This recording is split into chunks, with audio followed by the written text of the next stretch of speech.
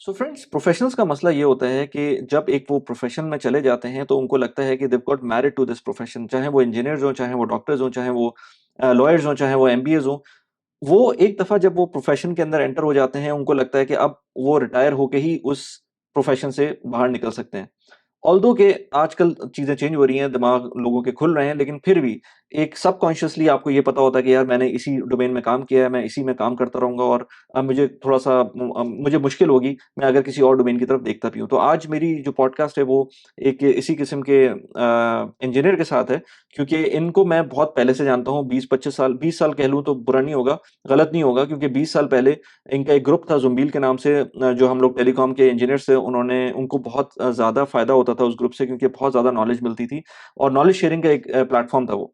तो मैंने आज उनसे पूछा कि वो उन्होंने टेलीकॉम इतना जो वास्ट उनका करियर था, उसको उन्होंने कैसे छोड़ा? कि क्या उनकी बैक ऑफ द माइंड चल रहा था और आजकल वो क्या कर रहे हैं? तो बड़ी इंटरेस्टिंग कन्वर्सेशन है। इसके अंदर हमने उनसे ये भी पूछा कि दुबई की रियल एस्टेट में काम क्या चल रहा है, किस तरह से हो रहा है? बीइंग एन इंजीनियर, वो आजकल रियल एस्टेट को प्रमोट करते हैं, जीसीसी के अंदर फर्दर दूसरे कंट्रीज़ जो हैं, सऊदी, ओमान, उसके अंदर जो रियल एस्टेट है, उसको प्रमोट करते हैं। अपने पीक के ऊपर करियर में यूके से उन्होंने छोड़ा था, अपनी जॉब छोड़ी थी और उसके बाद पाकिस्तान आए थे। डिजिटल मार्केटिंग के अंदर उन्होंने मल्टीपल काम किए हुए हैं, रियल एस्टेट में उन्होंने काम किया हुआ है, बहुत सारे डिफरेंट, इवन उन्होंने मुझे बताया कि हेल्थ सेक्टर के अंदर, जिसके अंदर फूड एंड बेवरेजेस के भी सेक्टर आ जाता है, उसमें भी काम किया है।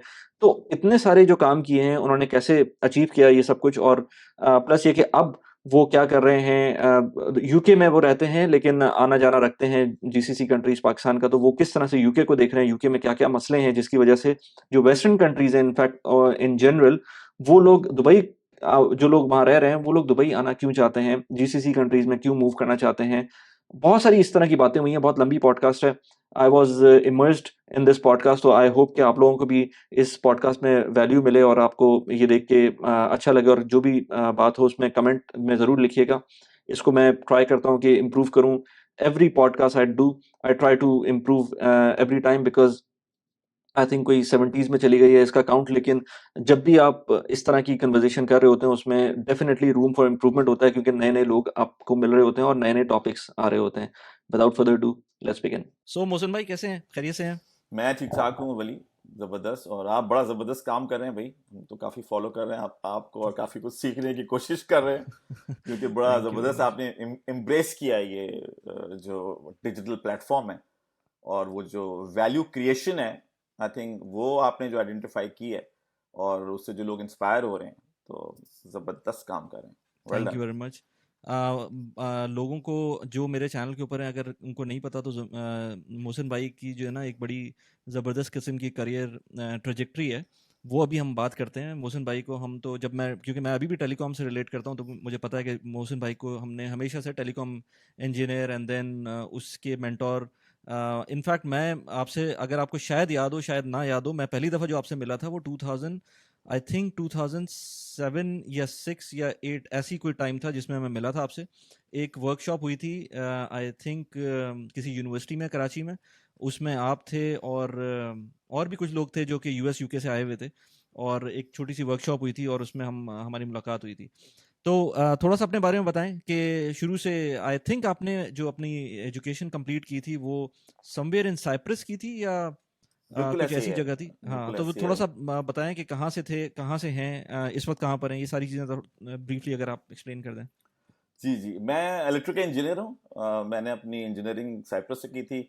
97 में मैं फिर वापस आया, और मेरा फुल मूड था, जैसे कि जनरली ग्रेजुएशन पे लोगों का मूड होता है कि जी अमेरिका जाना है और मास्टर्स करना है, हाँ। क्योंकि वहाँ सारे जो दोस्त थे वो सब उसी चक्करों में थे, हम भी उसी चक्करों में थे।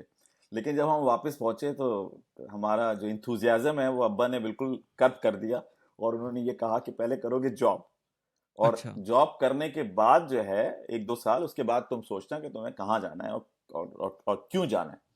ये बात हमारी बिल्कुल समझ नहीं आ रही थी, क्योंकि हम्म। ऑब्वियसली हम कैसे समझ सकते थे, क्योंकि हम बड़े यंग थे उस जमाने में।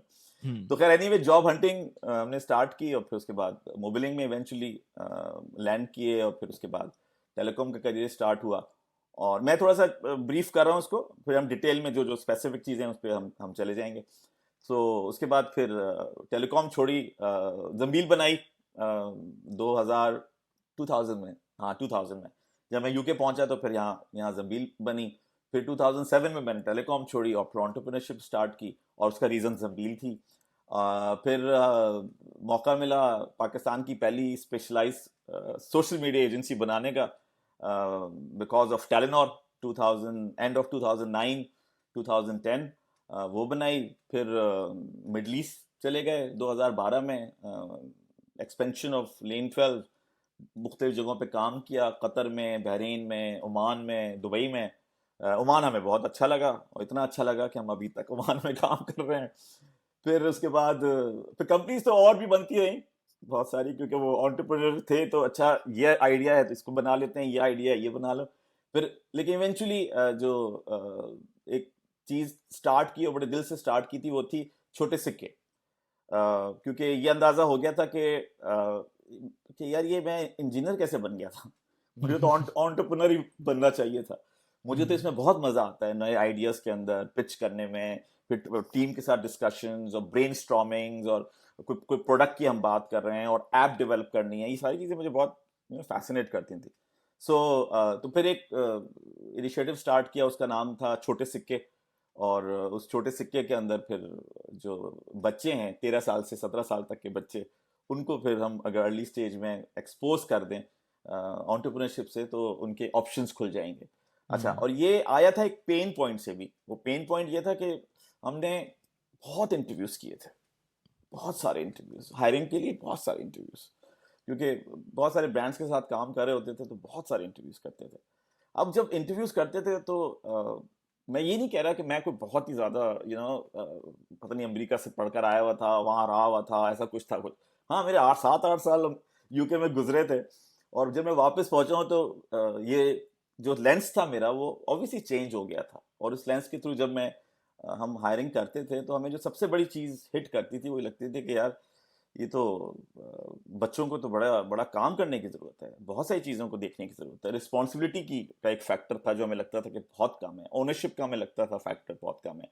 फिर बहुत सारे मसले, राइटिंग के अंग्रेजी के बहुत सारे मसले होते थे, जबकि हमारी जॉब जो थी वो मार्केटिंग थी और डिजिटल मार्केटिंग थी, उसमें बहुत ज़्यादा आपको लिखना होता है और ऑब्वियसली अंग्रेजी में लिखना होता है। तो वो सारे मसलों को सोच सोच के फिर हमें लगा कि यार कुछ करना चाहिए। तो फिर उस बेसिस पे हमने कहा कि जितना यंग बच्चों को बताएंगे इतने ही ज़्यादा जो है वो बच्चे अर्ली स्टेज में इसको अडॉप्ट करेंगे। तो एक छोटे सिक्के स्टार्ट की, वो भी माशाल्लाह से अभी चल रही है। और फिर एक और कंपनी स्टार्ट की थी, वो जब डायबिटीज़ मुझे डायग्नोज हुई 2015 में, तो शॉक में चले गए। वहाँ से फिर हमने कहा कि इसको देखना चाहिए, देखने के बाद फिर लगा कि देखना चाहिए तो फिर करना क्यों नहीं चाहिए कुछ। तो उसकी करने के चक्कर में हमने फिर एक और कंपनी बनाई, उसका नाम था नो योर फूड। और उसका जो ऑब्जेक्टिव था वो ये था कि हमारी बहुत ज़्यादा रिलायंस है हमारी रोटी के ऊपर। जो ब्रेड है, ग्रेन है हमारा, जो हम खाते हैं बहुत और हर वक्त खाते हैं, सुबह भी खाते हैं, दोपहर को, तो ये रोटी हमारे लिए अच्छी नहीं है, क्योंकि रोटी के अंदर जो इंग्रेडिएंट्स हैं वो हमारे लिए अच्छे नहीं हैं। तो वो multi grain, multi seed, multi herb, multi spice एक मिक्स करके करके एक आटा हमने बनाया था 2000, ये बात है कोई 17 की। सो तो वो एक छोटा सा स्टार्टअप था, वो ऑन ऑफ चलता है फिर बंद हो जाता है, तो अभी फिर दोबारा से हम उसको किक ऑफ कर रहे हैं। और फिर इवेंचुअली रियल स्टेट। और रियल स्टेट की कहानी ये है कि मेरे फादर की जब डेथ हुई 2017 में, तो बीइंग द एल्डेस्ट सन, तो उनका प्रॉपर्टी पोर्टफोलियो मेरे पास आया। प्रॉपर्टीज का हमें अंदाजा था कि हमारे पेरेंट्स इन्वॉल्व हैं प्रॉपर्टीज के अंदर, लेकिन जब उनका पोर्टफोलियो आया तो क्योंकि अभी इससे पहले डिटेल में इतनी बात नहीं होती थी, या मेरे ख्याल से पेरेंट्स ऐसी बातें हमारे पेरेंट्स तरह की बातें करते नहीं थे। तो जब वो आया तो मेरे लिए काफी हैरानकुन था। मैंने कहा अच्छा, यहाँ पे भी इन्वेस्टमेंट हुई, यहाँ पे भी की हुई है, ये भी की हुई है, यहाँ से भी रेंट आता है, वहां से भी रेंट आता है। तो मैं बड़ा इम्प्रेस हुआ उस वक्त के, यार फादर जो है वो बड़े एक्साइटिंग चीज थे, पैसे तो अच्छे कमाते थे, अच्छी जॉब थी उनकी, बट लगाया भी बड़ा अच्छा। कुछ कॉन्वर्सेशन जब मेरी मदर के साथ हुई उस पीरियड में, तो फिर मुझे आइडिया हो गया कि ये मेरे फादर का नहीं काम, ये अच्छा। मेरी मदर का काम था सब। अच्छा, अच्छा, और अच्छा। वो एक बहुत ही हैदराबाद में पली बड़ी थी वो। हैदराबाद उन्नीस पाकिस्तान में? हैदराबाद पाकिस्तान में पली बड़ी थी हाँ। वो। मैं बताने का मकसद ये बता रहा हूँ कि छोटी सी जगह पली बड़ी थी वो, बीए किया हुआ था जब उनकी शादी हुई है, ठीक है, यानी 20 साल की उम्र में बेटी हो गई थी उनके, मतलब ये एज थी उनकी ना, 19 में शादी हुई थी और 20 में उनकी उनकी और वो किराए के घर में आई थी अब्बा के पास। राना मेंशन एक जगह है, शायद अभी भी हो, तारिक रोड के ऊपर। अच्छा। वहां पे मेरे फादर जमाने पियानो में होते थे, पाकिस्तान नेशनल ऑयल में होते थे, तो वहां वो आई थी राना मेंशन में, कुछ 3rd फ्लोर के ऊपर, वो किराए का घर था वो। उस किराए के घर से उन्होंने अपना घर कह कह के अब्बा को उन्होंने घरों की लाइन लगा दी, माशाल्लाह। और फिर ऐसी लाइन लगाई कि मेरे अब्बा जब रिटायर हुए थे 2000 के अंदर, कोई फर्क नहीं पड़ा उनके लाइफस्टाइल में। जिस तरह से वो जॉब उनको रख रही थी, गाड़ियां रिप्लेस करती थी, पैसे देती थी, जो भी, हमें पता ही नहीं था कि हमारे अब्बा रिटायर हो गए। और ये सब कुछ ऐसे हुआ क्योंकि मेरी मदर ने वो सारा पैसा जो फादर कमाते थे वो उन्होंने स्लोली ग्रेजुअली इंस्टॉलमेंट के थ्रू, फिर इसको बेच दो, इसको उठा लो, वहां ले लो, बैरिया टाउन में ले लो, दुबई में ले लो, दुबई तक इन्वेस्टमेंट करवा दी थी मेरी मदर ने। तो वो मुझे, बजाय इसके कि उस वक्त बड़ा फख्र महसूस होता, मुझे शर्मिंदगी महसूस हुई। मैंने कहा यार ये हमने अपने अपने चारों तरफ ही इंस्पिरेशन को नहीं देखा, हम तो पता नहीं कहाँ कहाँ कहते हैं स्टीव जॉब्स पढ़ लो, एलॉन मस्क देख लो, इधर उधर जाते रहते हैं इंस्पिरेशन के लिए। इंस्पिरेशन तो हमारे चारों तरफ मौजूद है। तो उसका एक रीजन ये भी हो सकता है ना कि आपकी घर में both your parents they were not living like they were living below there means, जब भी तो कुछ चेंज नहीं हुआ उसके बाद। अगर वो चाहते तो वो आप वो किसी उन्होंने लेवल पे बड़ा भी कंट्रोल रखा हुआ था, मतलब अगर आप जर्नी देखें उनकी ना, वो जर्नी बिल्कुल ग्रेजुअल जर्नी है। यानी वो पहले किराए का घर और फिर एक अपार्टमेंट ले लेना, और उसके बाद फिर वो करके वो गुलशन इकबाल ब्लॉक 7 में एक घर ले लेना, ब्लॉक 7 के अंदर। अच्छा, नीचे का फ्लोर ले लेना ग्राउंड का, फिर खुद बनवाना ऊपर का फ्लोर, वो करना, फिर उसके बाद वो इन्वेस्टमेंट, उसके बाद फिर डिफेंस मूव होना। 2004 में डिफेंस मूव हुए थे, और उसकी पूरी जर्नी कैसे मूव हुए, उसके पैसे कहाँ से अरेंज किए, किसने, वो मतलब वो जर्नी कोई वही है, रैक्स टू रिचेस वाली है। यहाँ से स्टार्ट हुए किराए घर से, और फिर जब माशाल्लाह, तो वो मेरे लिए, मैंने कहा शर्मिंदगी था मुझे कि यार हमने तो कभी ध्यान ही नहीं दिया। तो फिर मैंने कहा कि हमारा तो एक ही जवाब है हर चीज का, फैमिली लेगेसी है, घुसना पड़ेगा, और घुसने के लिए बेहतरीन तरीका है कंपनी कंपनी बनाओ और घुसो इसके अंदर। तो जब मैं रियल एस्टेट में एंटर हुआ 2018 की बात है, तो मेरे दिमाग में था गवादर, क्योंकि पाकिस्तान से बाहर रहे हुए हम, तो हमेशा ये गिल्ट रहती थी कि पाकिस्तान के लिए क्या किया, पाकिस्तान के लिए क्या किया। तो मुझे लगा कि गवादर एक ऐसी अपॉर्चुनिटी है जिसके थ्रू पाकिस्तान को ग्लोबल प्लेटफॉर्म के ऊपर हम प्रमोट कर सकते हैं। पेपर पे बहुत जबरदस्त था गवादर, जितनी रिसर्च की, जितनी लोगों से बातचीत, कराची में जितने लोगों से बातचीत की, हो गवादर हमने भी किया हुआ है, तुम भी कर लो, उन्होंने ये लिए हुए हैं, हमने वेयर हाउसेज लिए हुए हैं, ये हो जाएगा और वो हो जाएगा, बहुत जबरदस्त। लेकिन मेरी मुलाकात होती है एक ईद की सिटिंग में। मेरा कजन है, उसका जो कजन है, मतलब मेरा ताया का बेटे का जो खालाजाद भाई है, उससे मेरी मुलाकात होती है, और वो स्टेशन था गवादर में, नेवी में था वो। तो मैं उससे पूछता हूँ यार क्या चल रहा है, ग्राउंड रियलिटी क्या है। तो कहते हैं मोहसिन भाई, चप्पे चप्पे पे हमारा जवान खड़ा हुआ है, और आपको आईडी कार्ड दिखाना पड़ता है, तो आप ऐसे नहीं एंटर हो सकते। हमने फुली सिक्योर किया हुआ इस जगह को। उसने जब ये बात की, मैंने कहा भाई फुली सिक्योर किया हुआ है तो इन्वेस्टर कैसे आएगा, उसको इन्वेस्टर को कैसे बताएंगे। तो कहने लगा हमने सिक्योर तो किया हुआ है। मैंने कहा देखो, दुबई हम जाते हैं, हमारी इन्वेस्टमेंट है दुबई में, आज तक किसी पुलिस वाले ने या आर्मी ने आकर हमसे नहीं पूछा कि तुम कौन हो, कहाँ हो, किधर इन्वेस्टमेंट है। जो सिक्योरिटी है ना, उसकी फीलिंग होती है। सिक्योरिटी को जब आप देखते हैं तो आपको डर फील होता है। जब भी आप पुलिस की गाड़ी देखेंगे आपको लगेगा कोई प्रॉब्लम है, लेकिन अगर आपको एक कॉन्फिडेंस है कि यार अगर कुछ हुआ तो पुलिस एड्रेस कर लेगी, वो गेम है। तो मैं ये उस वक्त समझ गया था, उस मीटिंग के बाद मैंने कहा भाई ये गवादर वाला तो मुझे नहीं लगता कि ये केस आगे चलेगा। अच्छा, इन द मीन टाइम, क्योंकि मैं ओमान आ जा रहा था, तो वहां पे फिर मुझे बात हुई वहां पे, तो वो कहने लगे जी ओमान भी तो अपना गवादर बना रहा है। मैंने कहा अच्छा ओमान गवादर बना रहा है। मैंने कहा कि ना हाँ, कहते हैं यहाँ से 550 किलोमीटर दूर है मस्कत से। मैंने कहा भाई चलो, तो गाड़ी पकड़ी और हम पहुंच गए। तो फिर वहां से रियल एस्टेट की कहानी स्टार्ट होती है। वही फिर जब वहां पहुंचे हमने कहा कि यार अच्छा रियल एस्टेट करनी है तो ऑब्वियसली थोड़ी कुछ नई करनी है, ऐसे तो नहीं करनी जैसे सब लोग ही करते हैं। अगर आप एक्सपर्ट हैं और बैक होम पैसे भेजते हैं, पाकिस्तान, इंडिया, नेपाल, बांग्लादेश, कहीं भी पैसे भेजते हैं, तो आपके लिए एक बहुत अच्छी ऐप है टैप टैप सेंड की। टैप टैप सेंड के थ्रू आप पूरी दुनिया में कहीं भी हों, चाहे यूएस में हो, यूरोप में हो, यूएई में हो, कहीं भी हो, आप बहुत आराम से पैसे भेज सकते हैं विदाउट एनी एडिशनल चार्जेस। सबसे अच्छी बात यह है कि इस ऐप के थ्रू जब आप पैसे भेजते हैं तो बहुत जल्दी रिसीव होते हैं और आपके पास एक रिकॉर्ड रहता है कि आपने कितने पैसे भेजे, किस रेट पे पैसे भेजे हैं। रेट भी बहुत अच्छे होते हैं। मेरा रेफरल कोड यूज़ करेंगे तो आपको 25 दिरहम्स, $10, 10 पाउंड्स या 10 यूरोस का रेफरल बोनस भी मिल सकता है। लिंक मैंने डिस्क्रिप्शन में डाला हुआ है और कमेंट में भी आपको मिल जाएगा। Send money and enjoy. Now let's get back to the video.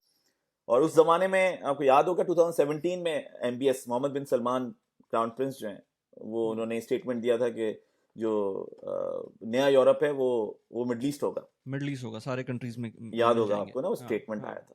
हाँ। तो वो स्टेटमेंट फिर ओमान एक गवादर पोर्ट बना रहा है। और दुबई में 20 साल में क्या हुआ है, आई थिंक ये तीन चीजें थी जिसने मुझे ट्रिगर किया कि अगर इस पूरे रीजन में अब चेंज आएगा तो लोग जब इस रीजन को देखेंगे तो वो समझेंगे कि ये दुबई पार्ट 2 बनेगा। अबू धाबी हम्म दुबई पार्ट 2 होगा या सऊदी अरेबिया दुबई पार्ट 3 होगा। और वो ही बात ठीक है नहीं, क्योंकि दुबई जैसी कोई चीज नहीं है और ना होगी। हम्म हम्म दुबई अपना बहुत यूनिक है, अपने डिफरेंट टाइमिंग्स में वो यहाँ तक पहुंचा है। हाँ, लेकिन हर कंट्री डिफरेंट डिफरेंट चलेगा। तो इस तरह से हमारी रियल स्टेट के अंदर जो है वो एंट्री हुई है। सो आपने सॉरी, काफी मैं अभी तक नहीं, चुप नहीं हाँ हुआ हूँ, काफी लंबी हो गई नहीं थी, नहीं, लेकिन आपने मैंने कहा काफी कि ज्यादा उसको कर दिया। थोड़ा सा एक्सपैंड कर लेते हैं इसको स्लोली एंड ग्रेजुअली, बिल्कुल। Because I am interested in real estate mostly, but because मुझे ये भी पता है कि आपने जंबील क्रिएट की थी और you being an telecom engineer, उसके बाद आपने जंबील, मुझे तो याद है जंबील सिर्फ एक याहू ग्रुप होता था एक ज़माने में और हमें नज़र आता था कि उसके ऊपर क्यूरीज आ रही होती थी and then we get good insights for technical knowledge जो भी हम लोग काम कर रहे होते थे। तो उसका क्रिएशन का क्या रीज़न था? और वो शुरू में तो सिर्फ याहू ग्रुप था या और भी कुछ था? क्योंकि हमें तो सिर्फ याहू ग्रुप नज़र आ रहा था, उसके अलावा क्या क्या चीज़ें बिल्कुल थी ऐसे, उसके अंदर? बिल्कुल ऐसे, ये नहीं, बड़ा इंटरेस्टिंग सवाल है और बहुत सारे लोग नहीं जानते हैं कि जंबील जो है वो स्टार्ट कैसे हुई थी।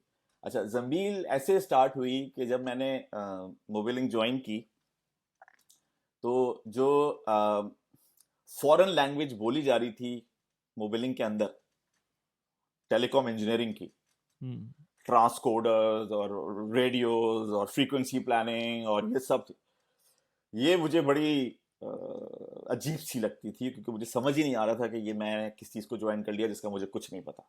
हम्म तो अब जब ये फीलिंग मेरे अंदर थी और जैसे जैसे टाइम गुजर रहा था तो मुझे ये फील होता था कि ये जितने सारे लोग ये सारी बातें कर रहे हैं इनको बहुत कुछ पता है और मुझे मुझे कुछ नहीं पता और मुझे बहुत मेहनत करनी पड़ेगी पता करने के लिए। अच्छा, जिस फेज में मैंने मोबिलिंग ज्वाइन की थी वो बहुत अर्ली फेज था। इससे अंदाज़ा लगाइए कि कराची के नेटवर्क में 10 सेल साइट्स होती थी और उस 10 सेल साइट की जो सारी चीजें हैं, मतलब जनरेटर्स और डीजल और मैनेजमेंट और टावर्स और वो सब, और साथ में पता नहीं कितनी अनगिनत साइट्स जो हैं वो बिल्ड हो रही थी। हम्म जब मैं एंटर हुआ हूं तो मुझे इंफ्रास्ट्रक्चर दिया गया था। तो मैं इलेक्ट्रिकल इंजीनियर था, लेकिन मैं जब एंटर हुआ हूं तो मुझे जो नई साइट्स आ रही थी उनका जो कंस्ट्रक्शन का काम था वो असाइन हुआ था कि भाई ये हैं और आप इनको मैनेज कीजिए। चलें, अब ये एक और नया सिलसिला जिसका आपको पता ही नहीं है कि कंक्रीट क्या होती है और टावर कैसे ऊपर जाएंगे। हम्म तो बहुत सारे अननोन्स थे और वो अननोन मुझे परेशान किया करते थे। सो अब वो नदीम खान की एंट्री होती है मोबिलिंग में एज अ सपोर्ट इंजीनियर। और वो हमें बहुत इम्प्रेस करते हैं क्योंकि बड़ा मोटरोला का बड़ा वो था, क्या कहते हैं, एक इम्प्रेशन था कि भाई अगर मोटरोला में आप हैं तो आप बहुत बड़े चैंपियन हैं। और हम्म नदीम खान जो थे वो मोटरोला की तरफ से आए हुए थे कराची ऑफिस में एज अ सपोर्ट इंजीनियर, वो हमारे पास होते थे। तो हम बड़े इम्प्रेस थे नदीम से, क्योंकि पहले वो मोबिलिंग में थे, फिर वो पढ़ने चले गए पर्डू, वहाँ से वापस आए और फिर उन्होंने मोबिलिंग ज्वाइन की। अब वो हर कुछ अरसे के बाद, हर 2-3 हफ्ते के बाद कोई ना कोई चीज़ निकालते और आके कहते कि यार अरे देखो हमारे नेटवर्क में ये प्रॉब्लम तो नहीं है। हम जाते, चेक करते, वो प्रॉब्लम निकलती, निकलने के बाद उसको सॉल्व किया जाता, ऐसे करो सॉल्व, ऐसे करो सॉल्व, ऐसे सॉल्व। और फिर उसके बाद तालियां बजती, हम्म। मोटरोला की, नदीम खान की। हम इम्प्रेशन में धसे जा रहे थे, हम कह रहे थे भाई ये क्या चीज है, हम तो वैसे ही नहीं संभाल पा रहे इतनी सारी चीजें, और ये देखो कैसे कैसे मसले निकालते हैं ये। तो एक दिन मैंने नदीम से ये पूछा कि नदीम ये मुझे बताइए कि एक तो हमने आपको लाहौर से बुलाया हुआ है, आपकी फैमिली भी नहीं है यहाँ पे, तो आप घर जाके करते क्या हैं? घर जाके या वीकेंड्स के ऊपर आप पढ़ते पढ़ाते हैं, क्या करते हैं? कहते नहीं नहीं कुछ भी नहीं करते, वैसे ही 8 बजे तो जान छोड़ते हैं आप लोग यहाँ पे, हमारी 8-9 बजे घर जाके क्या करूंगा? तो मैंने कहा ये प्रॉब्लम कहाँ से आते हैं? तो नदीम ने मुझसे कहा कि यार दरअसल प्रॉब्लम तो ऐसा है कि मोटरोला का एक इंटरनल ग्रुप बना हुआ है, अच्छा, सही। और आई थिंक अच्छा, ये मोबिनी। वो तो नहीं है ये, I don't know if you, मैं तो मोटरोला के नेटवर्क में था ना, तो मोटरोला के नेटवर्क में एक यूके स्विंडन बेस्ड एक ग्रुप था, तो बैकस रिजल के नाम से एक बंदा भी था उसके अंदर, जो कि हर तरह की और सीएसडी वगैरह जो वहां पर होती थी, वो सारे के सारे जो इश्यूज आप भेजे हैं उसका रिस्पॉन्स आता था वहां से। बहुत जबरदस्त ग्रुप था वो। इज ही बस टॉकिंग आप अबाउट दैट? वो समझिए कि हमारा तो एक्सेस नहीं था उस ग्रुप में, क्योंकि हम तो हाँ मोटरोला के थे नहीं। लेकिन हाँ हाँ नदीम ने जब मुझे ये बताया कि यार बात ये है कि बहुत सारे लोग कनेक्टेड हैं नेटवर्क्स में, प्रॉब्लम्स निकलते हैं, वो प्रॉब्लम यहाँ पर आते हैं, वो फिर हम चेक करते हैं, कभी निकल आता है वो प्रॉब्लम, कभी नहीं निकलता। तो हम्म मैंने कहा ये सारे मैनुअल्स ये वो, कहते भाई ये तो नए चीजें हैं ना, किसी को कुछ नहीं पता। मैंने कहा हम्म क्या? कहना और क्या, सबको 19-20 पता होगा, किसी को 18 पता होगा, किसी को 17 पता होगा, हम्म लेकिन हमें नहीं पता। अगर मुझसे हम्म पूछोगे मुझे खुद इतना नहीं पता। मतलब इतना ऑनेस्ट उनका इस चीज का आंसर, और मेरा होता ना मैंने कहा अरे, यानी सही इंफॉर्मेशन की सोर्स डजंट मैटर, वो कहीं कहां से आई है डजंट मैटर, सही इंफॉर्मेशन सही जगह पर अगर आ गई है तो वो $1,000,000 है। हम्म बस ये मुझे पता करना था, तो बस मैंने कहा कि अच्छा अब किसी को नहीं पता तो फिर तो पता होना चाहिए। तो फिर हमने ये किया कि हमने सुबह मोबिलिंक में ना स्कूल खोल दिया था। हम्म नदीम से हमने कुछ सीडीज मंगवा ली थी, मोटरोला की ट्रेनिंग की सीडीज थी, आप लोगों ने भी देखी होंगी, वो मंगा ली थी। फिर उसके बाद उर्दू बाजार से वो जो फोटो कॉपी किताबें नहीं होती, जीएसएम की इसकी उसकी मिला करती थी, वो पायरेटेड, वो लेकर आ गए। हम्म हमने कहा बस हम्म फिर तो अब तो पढ़ाई करनी है, अगर अगर अगर नहीं पता तो। और फिर वो हम्म क्लासों में बड़ा मजा आता, क्योंकि क्लासों में फिर वाकई अंदाजा होता, जो जो कह रहे थे नदीम कि भाई हम्म सबको 19-20 पता है, तो वो जब हम्म क्लासें होती थी आइडिया होता उससे। तो अब जब मैं वहां से निकला हूं, तो मुझे ये अंदाजा था कि यार मैंने वैसे तो 2.25 साल गुजारे थे मोबिलिक में। मतलब मैंने मई 97 में ज्वाइन की थी, और सितंबर 99 में मैंने छोड़ी थी। ठीक हम्म है, लेकिन क्योंकि वहां बड़ा फिजिकल काम बहुत किया हमने ना, इंफ्रास्ट्रक्चर पे काफी टाइम लगा दिया, मतलब नॉन टेक्निकल चीजों पे भी बहुत काम किया। तो मुझे हम्म पता था कि मेरा इतना टाइम तो लगा हुआ नहीं ना इन चीजों के ऊपर। अब मैं हम्म। जा रहा हूँ किसी ऐसे नेटवर्क्स में जहां पे मुझे प्योरली टेक्निकल रोल रोल मिलेगा, और आप हमें यूके जा रहे थे उसके प्लानिंग बाद? का। मैं यूके यूके हाँ। जा रहा था, तो ओके। प्लानिंग का रोल होगा। तो हम्म अब उस प्लानिंग के रोल के लिए सोर्स क्या होगी हम्म। इंफॉर्मेशन की? तो जंबील जो है वो बेसिकली मैंने अपने लिए बनाई थी। Right right right right. तो मैंने कहा कि भाई जब हम निकल रहे हैं तो बस फिर हम कोई फोरम बना लेते हैं। मैंने सबसे पहले जो ढूंढा इंटरनेट के अंदर वो थी anytimenow.com। हम्म पता नहीं ये लाइव है भी या नहीं, लेकिन उस वक्त मैंने ढूंढी, उसके अंदर ग्रुप्स का सेगमेंट वगैरह था, वो सारा फिलअप किया, लोगों को बताया कि भाई ये है, लोग आए बहुत सारे, सब्सक्राइब उन्होंने कर लिया। लेकिन एक चीज मुझे लग रही थी 1-2 महीने के अंदर कि ये चल नहीं रही, हम्म क्योंकि लोग भूल जाते हैं आना। हम्म मुझे तो शौक था ना, तो हम तो रोज सुबह खोले बैठे होते थे, कौन आया, मैंने जवाब डाला था, सवाल नहीं आया। तो फिर याहू ग्रुप एक्सप्लोर किया। ग्रुप्स उस जमाने में एमएसएन के ग्रुप्स उस तरह के होते थे। याहू ग्रुप का एडवांटेज ये था कि वो इनबॉक्स में मेल डालता था, बिल्कुल। बस वो उसका टर्निंग पॉइंट था। हम्म और देखें, बनाई तो होगी मैंने, थोड़ी बहुत चलाई भी मैंने, लेकिन जो लोग कंट्रीब्यूटर थे ना, सारा गेम उनके हाथ में था, हम्म जो जवाब दिया करते थे। जैसे अभी आपने नाम लिया, वो स्विंडन हम्म ग्रुप का वो बंदा बैठा है, वो करते, तो वो असल पे बेसिकली हीरोज हैं जंबीर के। हम्म। और बहुत सारों के तो नाम मुझे नहीं, अदील है एक लड़का, ओमान में ही होता है, इराद खालिद एक इराद लड़का खालिद, था, एग्जैक्टली, उसका आई रिमेम्बर दैट, नाम यस। है। खुर्रम हम्म। हुसैन एक खुर्रम लड़का है, और ये हुसैन। वो सारे लोग हैं जिनके जिनकी जिनकी नाम मुझे उनकी मेलों से याद है। और अब मैं बहुत सारे हम्म नाम भूल गया हूँ, ये तो मैं चंद बता रहा हूँ, बट बहुत सारे और हम्म भी। और नाम थे। तो असल में जो हीरोज हैं जंबील के, वो थे जिनके पास नॉलेज जितनी भी थी वो बड़े विलिंग थे शेयर करने के। और वो उन्होंने ऐसी शेयर की कि लोग लोग जहां जहां दुनिया में बैठे हुए थे उनको इतनी हेल्प मिली कि उनको ये था कि यार हमारे पीछे कोई है। मैं एक क्वेरी अच्छा, उसमें डालूंगा। इंडियंस भी थे, उसमें बाहर के लोग भी थे, उसमें हर तरह के लोग आखिर में तो मैंने देखे हैं जो आए थे। नहीं नहीं नहीं, नहीं थे? जंबील के अंदर नहीं थे कोई भी। तो उसमें अच्छा, वो हो सकता है पाकिस्तानी हो जो नजर वो आ रहे ऐसा होगा, हैं। शायद आखिर में कुछ वो हो गया हो, लेकिन वो टोटली पाकिस्तानी इंजीनियर्स का एक प्लेटफॉर्म था जो। और आप उस वक्त मेरी बात सोचिए ना कि मैं पाकिस्तान वापस गया हूं, हम्म। क्योंकि मेरी अम्मा बड़ी पेट्रियट है। अच्छा। तो वो तो यही था कि यार पाकिस्तानियों, पाकिस्तानी पाकिस्तानी पाकिस्तानी पाकिस्तानी, तो बस वो तो उनका ही था। हाँ, ये कि जब प्लेटफॉर्म वेबसाइट लॉन्च की थी तो वेबसाइट पे भी सब्सक्रिप्शन वगैरह लोगों ने करा ली थी, लेकिन जो ग्रुप रहा है वो सारा का सारा हार्डकोर पाकिस्तानियों का ही ग्रुप था। अच्छा, तो इसके जमील अंदर जो है ऐसे ही ना, स्टार्ट हुई है। मुझे मुझे जो है वो आप जैसे जैसे ये जंबील का बता रहे हैं ना, तो मुझे उसकी रिफ्लेक्शन आ रही है, क्योंकि अब देखें ये सोशल मीडिया जो है ना, ये तो अभी लेट से 10 साल के अंदर आया है। इसकी कोई फॉर्मल एजुकेशन एटलीस्ट 5-6 साल पहले तक तो थी ही नहीं। ऐसे अभी भी जो कर रहे हैं लोग, फिल्म मीडिया कर रहे होते हैं, फिल्म कर रहे होते हैं, लेकिन वो स्पेसिफिक चले जाते हैं। लेकिन कोई स्पेसिफिक कोई बंदा अगर सोशल मीडिया करना चाहे वो खुद ही कर सकता है, उठकर यूट्यूब से सीख ले, इधर उधर से सीख ले। उसके लिए जब मैंने आपको शुरू में जब हमारी पॉडकास्ट हो रही थी उससे पहले हमने जब बात की थी, तो मैंने बताया था कि मैंने कोविड के टाइम पर अपना यूट्यूब स्टार्ट किया था। उस टाइम पर तकरीबन कोई 5-6 लोग हैं हम लोग, कुछ क्लास फेलोज थे, कुछ इधर उधर से लोग थे जो कि हमारे अपने ही लेवल के, यानी कि छोटे लेवल के ऊपर जिस टाइम पे हमने स्टार्ट किया था उस टाइम पर थे, और हमें बहुत सारे मसले आते थे। तो हमें मुझे पता चला मेरा एक दोस्त कर रहा है, मैंने उससे बोला अच्छा तुम कर रहे हो, तुम क्या क्या कर रहे हो इसके अंदर। उसने बताया कि यार ये बंदा भी कर रहा है। फिर हमें पता चला एक तीसरा जो हमारा क्लास फेलो था वो भी कर रहा है। सब लोग जो है ना शाये थे, अपने सोशल मीडिया पे नहीं डाल रहे थे। तो हमने कहा यार हम अपना एक व्हाट्सएप ग्रुप बना लेते हैं, और वो व्हाट्सएप ग्रुप बना था उस टाइम पर, और उसकी वजह से आई वुड से कि मेरा बहुत ज़्यादा, मुझे भी फ़ायदा हुआ है, उन लोगों को भी फ़ायदा हुआ है। और ये वही रीज़न था कि इसकी कोई फॉर्मल एजुकेशन है नहीं, जो थोड़ा बहुत इन्फॉर्मेशन है वो यूट्यूब पर है या डिफरेंट सोशल मीडिया पे ही आपको मिलेगा। तो कोई किसी की जब फॉर्मल एजुकेशन नहीं है, तो जो आप कर रहे हैं एक्सपेरिमेंट्स के थ्रू वही आप दूसरों को भी बता दें। उससे आपकी अपनी लर्निंग हो जाती थी, यानी कि अगर कोई चीज़ आपको 5 दिन में समझ में आनी थी, वो आप अगर आपने एक दफ़ा सीख ली और समझ में आ गया कि 5 दिन बाद यार ये इशू हुआ है, तो वो अपने ग्रुप में एक्सप्लेन कर दें। और वो बंदा जिसने नहीं किया हुआ उस चीज़ को, तो वो उसको समझ में आ जाएगा कि ये काम नहीं करना है या करना है।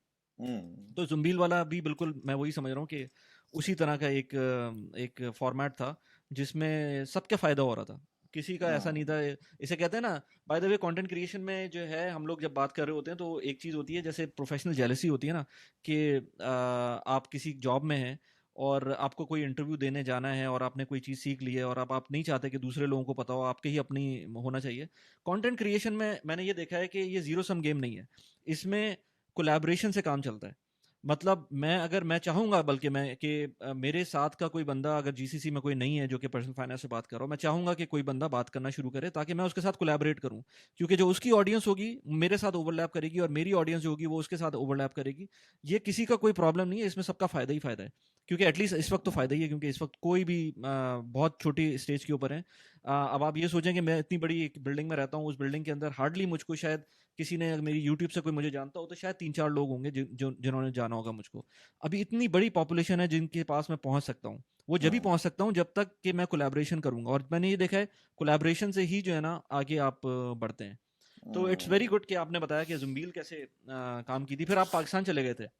अगर आप जीसीसी कंट्रीज़ में रहते हैं, स्पेशली अगर आप यूएई में रहते हैं, तो आपके लिए एक बहुत अच्छा प्लेटफॉर्म है जिसके थ्रू आप यूएस के स्टॉक्स में इन्वेस्ट कर सकते हैं। मैं पर्सनली यूएस के स्टॉक्स के अंदर सर्वा के थ्रू इन्वेस्ट करता हूँ, मुझे बहुत अच्छा प्लेटफॉर्म लगता है। इसके अंदर 3 मॉड्यूल्स हैं, उसके अंदर सर्वा सेव, सर्वा ट्रेड और सर्वा इन्वेस्ट, इन तीनों प्लेटफॉर्म्स के थ्रू आप इन्वेस्ट कर सकते हैं। अगर आपको इन्वेस्टमेंट की अलिफ बे भी नहीं पता, तब आप सर्वा इन्वेस्ट के थ्रू बहुत आराम से ईटीएफ्स के थ्रू इन्वेस्ट कर सकते हैं। सर्वा ट्रेड के अंदर अगर एप्पल, गूगल, माइक्रोसॉफ्ट इस तरह के शेयर्स में इन्वेस्ट करना है तो सर्वा ट्रेड के थ्रू इन्वेस्ट कर सकते हैं। इसी तरह से सर्वा सेव है जो कि फिक्स इनकम आपको प्रोवाइड करता है, चाहे वो कन्वेंशनल हो चाहे वो शरिया कंप्लाइंट हो, दोनों किस्म की आप इन्वेस्टमेंट कर सकते हैं। सर्वा के प्लेटफॉर्म को अगर आपको यूज़ करना है तो आप मेरा लिंक यूज़ कर सकते हैं। मेरा रेफरल कोड नीचे आपको डिस्क्रिप्शन में मिल जाएगा, उसको यूज़ करते हुए आपको $50 का रेफरल बोनस मिल सकता है। Terms and condition apply. Now let's get back to the video.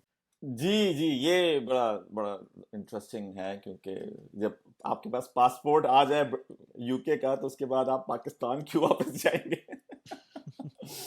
ये बड़ा बड़ा फंडामेंटल क्वेश्चन है। अच्छा, 2006 में आईफोन की खबरें आनी शुरू हो गई थी, और मैं जंबील में बहुत ज़्यादा इन्वॉल्व था। और इतना इन्वॉल्व था कि दिन में कोई 25-30 ईमेल्स होती थी। तो आप समझें 25-30 नई इंफॉर्मेशन मेरे पास रोज रोज होती थी। फिर अच्छा, जमीन ने होराइजन भी बड़ा किया इस हिसाब से कि हमें इंडस्ट्री का आइडिया हुआ, ऑपरेटर्स कौन हैं, वेंडर्स कौन हैं, फ्यूचर टेक्नोलॉजी कौन सी चल रही हैं, खबरें भी डलती थी, बच्चों की बहुत कुछ चलता था, तो बहुत सारी इंफॉर्मेशन प्रोसेस होती थी। और मुझे लगता था कि मैंने तो ये कहते हैं ना, क्रैक कर दिया है, मतलब क्या बात है, टेलीकॉम ही टेलीकॉम और कुछ नहीं, इससे बड़ा तो कोई चीज़ दुनिया में है ही नहीं टेलीकॉम से बड़ी। और इन्वायरमेंट भी ऐसा था और पैसे भी ऐसे थे, और ऑब्वियसली वो कहाँ से कहाँ उठा के हमें ले गई, तो हम भी बड़े वो थे। बट जब ये आईफोन आना शुरू हुआ है, और उसके बाद जब स्टीव जॉब्स की बातें सुनने को मिली कि इस रीजन में यूके के अंदर सिर्फ एक ऑपरेटर को आईफोन मिलेगा लॉन्च के लिए, बाकी सारे ऑपरेटर्स परेशान कि हमें क्यों नहीं मिलेगा, तो मैंने पहली दफ़ा देखा कि टेबल्स टर्न हुई हैं। क्योंकि इससे पहले जो सारे वेंडर्स थे, चाहे वो नोकिया हो या अल्काटेल हो या दूसरे कोई वेंडर्स हो, वो सारे के सारे ऑपरेटर के नीचे बैठे होते थे और कहते थे भाई मेरे फोन लॉन्च कर दिया, जरा कर दो, तुम भी कर दो, तुम भी कर दो। और यहाँ पे वो जो वेंडर है आपका, जिसका आपने कभी पहले नाम नहीं सुना इस इंडस्ट्री के अंदर, आईफोन लेकर आ रहा है वो, और सारे कह रहे हैं हमें दे दो, हमें दे दो। सो तो इतना इंटरेस्टिंग सिनेरियो था कि मैंने फिर जाके स्टीव जॉब को पढ़ा, मैंने कहा ये कौन है पता। तो जब उसको पढ़ा, उसकी सारी स्पीचेस देखी, तो फिर मुझे एक चीज का ही आइडिया हुआ कि टेलीकॉम को ये तो पता चल गया है कि कनेक्ट करना है, लेकिन इनको ये नहीं पता चला है कि कनेक्ट करके क्या करना है। तो गूगल को पता चल गया है कनेक्ट करके क्या करना है, फेसबुक को पता चल गया, और स्टीव जॉब को पता है कि मैंने कनेक्ट करके क्या करना है। तो वो जो मेरी कहते हैं ना इनसाइट थी, बस उस इनसाइट ने मुझे फिर ट्रिगर किया कि भाई इसका मतलब है कि ये तो टेलीकॉम तो ज़्यादा अर्से तक नहीं चल सकेगी, क्योंकि इंफ्रास्ट्रक्चर डिप्लॉयमेंट जो है वही मेजर काम है।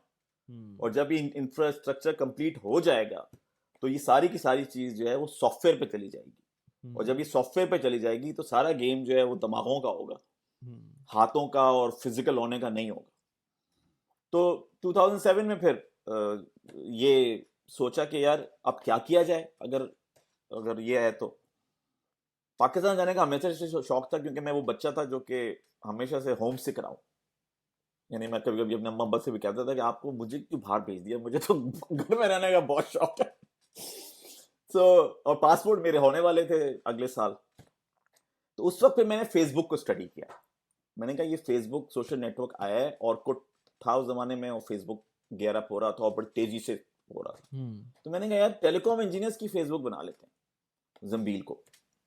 तो मैं बस इस चीज को लेके मैंने रिजाइन दिया और मैं फिर पाकिस्तान पहुंच गया। Really? So yes, पासपोर्ट भी नहीं था absolutely. आपके पास? पासपोर्ट था मेरे पास, वही अच्छा, 2007 पासपोर्ट आ में गया था।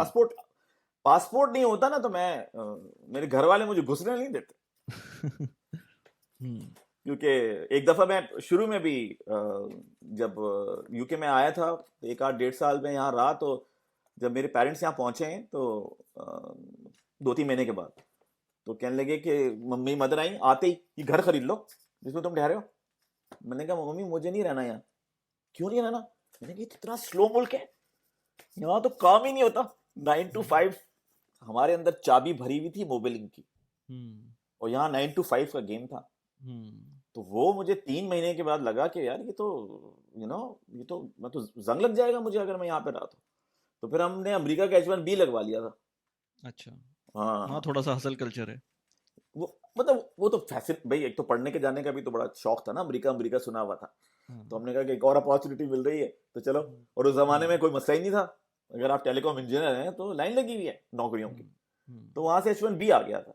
लेकिन वो टाइमिंग मेरे इतने ऑफ हुए, क्योंकि आइडिया नहीं था कि किस इंडस्ट्री में, कि जब मैं रिजाइन दे के आया हूँ फरवरी 2000 2001 में, हम्म 2001 में आया था, हाँ 2001 में फरवरी में आया हूँ, और उसके बाद जो बबल बस्ट हुआ है .com का, राइट और फिर 9/11 हुआ है, तो 6 महीने में पाकिस्तान आके जॉबलेस रहा हूँ। हम्म उस पीरियड के अंदर ऑब्वियसली आपको पता है कि वो फिर घर वाले कहने लगे क्या छोड़कर आ गया तो वहां से।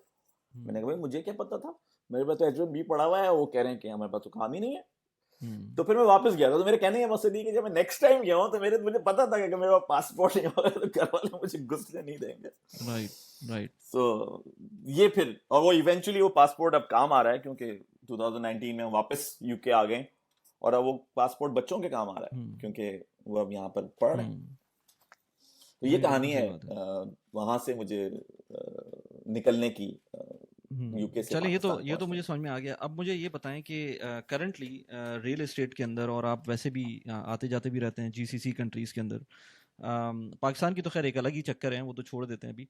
लेकिन जो मसले चल रहे हैं इस वक्त यूरोप में, कनाडा में, इवन कुछ टू सम एक्सटेंट यूएस में, मैं क्योंकि यूट्यूब चैनल पे बात करता रहता हूँ, तो मुझे बहुत सारे लोग अप्रोच भी करते हैं कि रिलोकेट होना है यार, हम नहीं रह सकते यहाँ पर for any reason, like for inflation, taxes. जो लोग बहुत ज़्यादा, जिनके पास पैसे हैं या बिजनेसेस हैं, वो चाहते हैं कि एक्सपैंड करें और टैक्सेस को थोड़ा सा ऑप्टिमाइज़ करें, या फिर बहुत सारे लोग जॉब्स की अपॉर्चुनिटी देखने के लिए यूएई आना चाहते हैं या वाइडर जीसीसी कंट्रीज़ में आना चाहते हैं।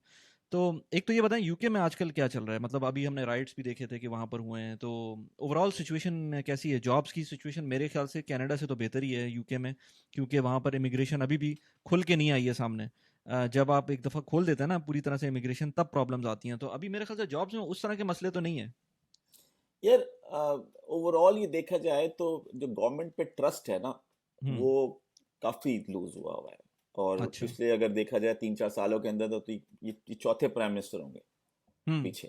तो हम्म बड़ी अनस्टेबल पीछे गवर्नमेंट रही है, और फिर one of the worst time after after second world war. और उसका हम्म रीजन ये है कि ईयू से जो ये निकले हैं, तो इनको इसकी डेप्थ का आइडिया नहीं था कि रूट्स कहाँ कहाँ तक गई। हम्म तो जब ये निकले तो इत्तेफाक से निकलने का टाइम और कोविड का टाइम मैच हम्म कर गया। अब अगर कोविड लेट आता तो ये ब्रेक्सिट से निकल के हैंडल करके और फिर कोविड में जाते, तो फिर सिचुएशन बहुत डिफरेंट होती। लेकिन वही टाइमिंग्स थी, 2016 में डिसाइड किया, 2020 में निकल गए। अब 2020 और कोविड बिल्कुल टाई अप हुआ। और उसके बाद जो पॉलिटिकल सिचुएशन रही है वो तो आपके पीछे सामने ही है। फिर दूसरे अब नए जो हमारे लेबर के जो प्राइम मिनिस्टर इस वक्त आए हैं, उनको आते ही क्या मिला? राइट्स मिल गए। जो राइट्स क्यों होते हैं? तो जब पैसे आपके खत्म हो जाते हैं तो फिर आपको परेशानी का अंदाजा होता है कि दूसरे लोग कहाँ से आ रहे हैं, क्योंकि घर में हमारे हालात अच्छे नहीं है और मेहमान हम बुलाए जा रहे हैं। तो वो जो इमिग्रेशन चले जा रही थी पीछे से, तो वो अब एक जरा हॉल्ट पे आई है, और अब जरा उसको वो रीवैल्यूएट कर रहे हैं। क्योंकि जैसे मैंने शुरू में कहा ना कि वो ट्रस्ट जो था ना गवर्नमेंट के ऊपर, और सिर्फ यही नहीं, आई थिंक पूरे यूरोप का यही हाल है, यूएस का यही हाल है। वो कोविड के बाद पूरी दुनिया एक्सपोज हो गई है, और उस जो एक्सपोज हुई है उसके अंदर लोगों को आइडिया हो गया है कि वो they are on their own. तो वो और अच्छी बात भी है, क्योंकि इवेंचुअली तो पता चलना था लोगों को। जो तो पहले यूके होता इज था ना कि not in a good shape. हाँ, जो पहले होता था ना कि वेस्ट में आप जाएंगे तो आपको एक सोशल सिक्योरिटी मिलती थी in in the form of, let's say, schooling मिल जाती थी आपको, सब्सिडाइज्ड हायर एजुकेशन मिलती थी, हेल्थ केयर फ्री मिल रही होती थी। तो वो सारी चीज़ें तो प्रॉब्ली अभी भी हैं, लेकिन उसकी जो एक्सेसिबिलिटी है वो थोड़ी सी मुश्किल हो गई है शायद, एटलीस्ट हेल्थ केयर की। और जो एजुकेशन है वो फिर उसके अंदर और बहुत सारे मसले आ गए हैं। तो लोग फिर जब वहाँ जाकर भी पब्लिक की जगह प्राइवेट एजुकेशन में लोग, मतलब प्राइवेट एजुकेशन दे रहे हैं बच्चों को, तो the reason they are going there is faltering. तो उस पूरे सिनेरियो के अंदर अब बहुत सारे लोग यहाँ पर आना चाहते हैं, ना सिर्फ देसी बल्कि गोरे भी आना चाहते हैं, और हर तरह के लोग जो है वो यूएई को देखते हैं, जीसीसी कंट्रीज को देखते हैं। तो आपको इस तरह के लोग मिलते हैं वहाँ पर जो आपसे पूछते हो, क्योंकि आपका लिंक है यहाँ पर जीसीसी में? यार ये जब से ऑब्वियसली रियल एस्टेट पे हमारा फोकस रहा है, तो जब बहुत सारे लोगों से बात हो रही है, इवन ऑस्ट्रेलिया में हो रही है बात, यूएस में हो रही है, कनाडा में हो रही है, यूरोप में हो रही है, सारी जगहों पे बातचीत हो रही है। और अब जो इस रीजन में ना, यूएई की आप बात करें या जीसीसी की बात करें, इसमें आने के जो लोगों के रीजंस है ना वो बहुत डिफरेंट हो गए। पहले तो ये बात होती थी कि यार हमें इन्वेस्टमेंट करनी है या नौकरी के लिए जाना है, इन्वेस्टमेंट करनी है और नौकरी के लिए जाना है, क्योंकि जैसा अभी थोड़ी देर पहले आपने कहा कि बाकी लोग सेटल हो गए थे, लोग पढ़ने के लिए गए, फिर शादियां हो गई, फिर बच्चे हो गए, पासपोर्ट्स आ गए, वो सब चीजें। लेकिन वो कोविड ने जो हिलाई ना दुनिया, और पीछे जो आपने जो भी अच्छी या बुरी बातें की हैं, मैं एग्जांपल छोटी सी दूंगा, 9/11 एक बहुत बड़ा इवेंट हुआ था। उस इवेंट के बाद जो चलता रहा है सिलसिला, और उसके बाद फिर पूरी दुनिया के अंदर एक इम्प्रेशन मुसलमानों का वाला एक फैक्टर रहा है, तो वो अब वो सब की सब चीजें जमा हो गई हैं कोविड के अंदर, और लोगों के पास क्योंकि पैसे खत्म हो गए हैं, तो लोग कह रहे हैं यार ये भी बहुत बड़ा मसला है, ये भी बहुत बड़ा मसला है। तो वो अनकंफर्टेबल हो गई है दुनिया बहुत सारी चीजों से, क्योंकि मीडिया में जो भरा है आपने, मीडिया अगर आप स्कैन करें दुनिया का, उस मीडिया में आप क्रक्स निकालेंगे क्या 20 साल का? आप ये क्रक्स निकालेंगे ना कि जंगें हो रही हैं, ये हो रहा है, वो हो रहा है, इतना इतना इतना प्रोपोगेंडा हुआ हुआ चारों तरफ, तो उसका असर लोगों पे तो पड़ेगा। जब लोगों पे पड़ेगा और फिर जब लोग आप जाएंगे वहां रहेंगे, तो सर्टेन पीरियड के बाद उनका दिमाग वैसा वैसा हो जाएगा। तो अब यहाँ पे यही हो रहा है कि वो सारी चीजें जो पीछे 15-20 साल 30 साल में चल रही थी, वो कोविड के साथ जो है ना वो स्पीड अप हो गई। और दूसरी एक बहुत इंपॉर्टेंट बात है, उसमें मेरा और आपका भी बड़ा मेजर कंट्रीब्यूशन है, वो ये कि हमने टेलीकॉम नेटवर्क्स लगाए, फिर मोबाइल फोन्स लॉन्च हुए, फिर उसके पीछे इंटरनेट आया, और क्या काम हुआ, नॉलेज का जो ट्रांसफर है वो नैनो सेकेंड्स में हो गया। तो जो हमारे जमाने में चीजें महीनों में होती होंगी, वो अब यहाँ पे मिनटों में होती हैं। यानी last year silicon valley bankrupt हुआ था, वहां पे वीकेंड में सारा बैंक खाली कर दिया था लोगों ने। आपको डिजिटल बैंकिंग चाहिए ना, तो फायदा तो बहुत है, वाह वाह वाह, कहीं बैठ के भी कुछ कर लूंगा, लेकिन अगर कोई प्रॉब्लम होगी तो विद इन 2 डेज सारा पैसा खाली उस बैंक से। तो अब जो आप दुनिया को आगे देख रहे हैं ना, वो स्पीड से देखिए, क्योंकि इस वक्त जो इंफॉर्मेशन शेयर होती है पूरी दुनिया के अंदर, वो मिली सेकेंड्स के अंदर होती है बिकॉज ऑफ इंटरनेट। और अब जो इवन कॉन्सेप्ट्स भी थे, एक दोस्त से हमारा डिस्कशन चल रहा था कि प्रॉब्ली ये जो रेस के और मैं किस जगह से आया हूं और मेरा किस जगह से ताल्लुक है, वो अब बहुत जल्दी ना इर्रेलेवेंट हो जाएगा, क्योंकि जो बेसिक इंसान है ना वो हर जगह सेम है, चाहे वो चाइना बैठा हो, चाहे वो अमेरिका बैठा हो, चाहे वो यूके हो, या किसी भी रेस का हो, वो किसी भी जेंडर का हो, उस फंडामेंटल इंसानों के जो प्रॉब्लम्स है ना वो सबके सेम है। और वो आई थिंक इस पीरियड के अंदर हमें ये अंदाजा हो रहा है कि वो प्रॉब्लम्स लोगों के लिए प्रायोरिटी ले लिए उसने, एज कंपेयर टू इसके कि यार मैं तो छोड़ के नहीं जाऊंगा, ये तो मेरे अपने लोग हैं, मेरी तो जबान इनके साथ मिलती हुई है, मैं कैसे जाऊं? क्योंकि उन लोगों के सर्वाइवल के इश्यूज हो गए, और जब सर्वाइवल के इश्यूज हुए तो लोग ये देख रहे हैं कि मुझे मेरे पैसे से मुझे कहाँ ज्यादा फायदा हो सकता है, मेरे बच्चे कहाँ ज्यादा सिक्योर रह सकते हैं, कहाँ पे मेरी जॉब की सर्टिनिटी हो सकती है, या कहाँ पे मुझे बिजनेस फ्लरिश कर सकता है।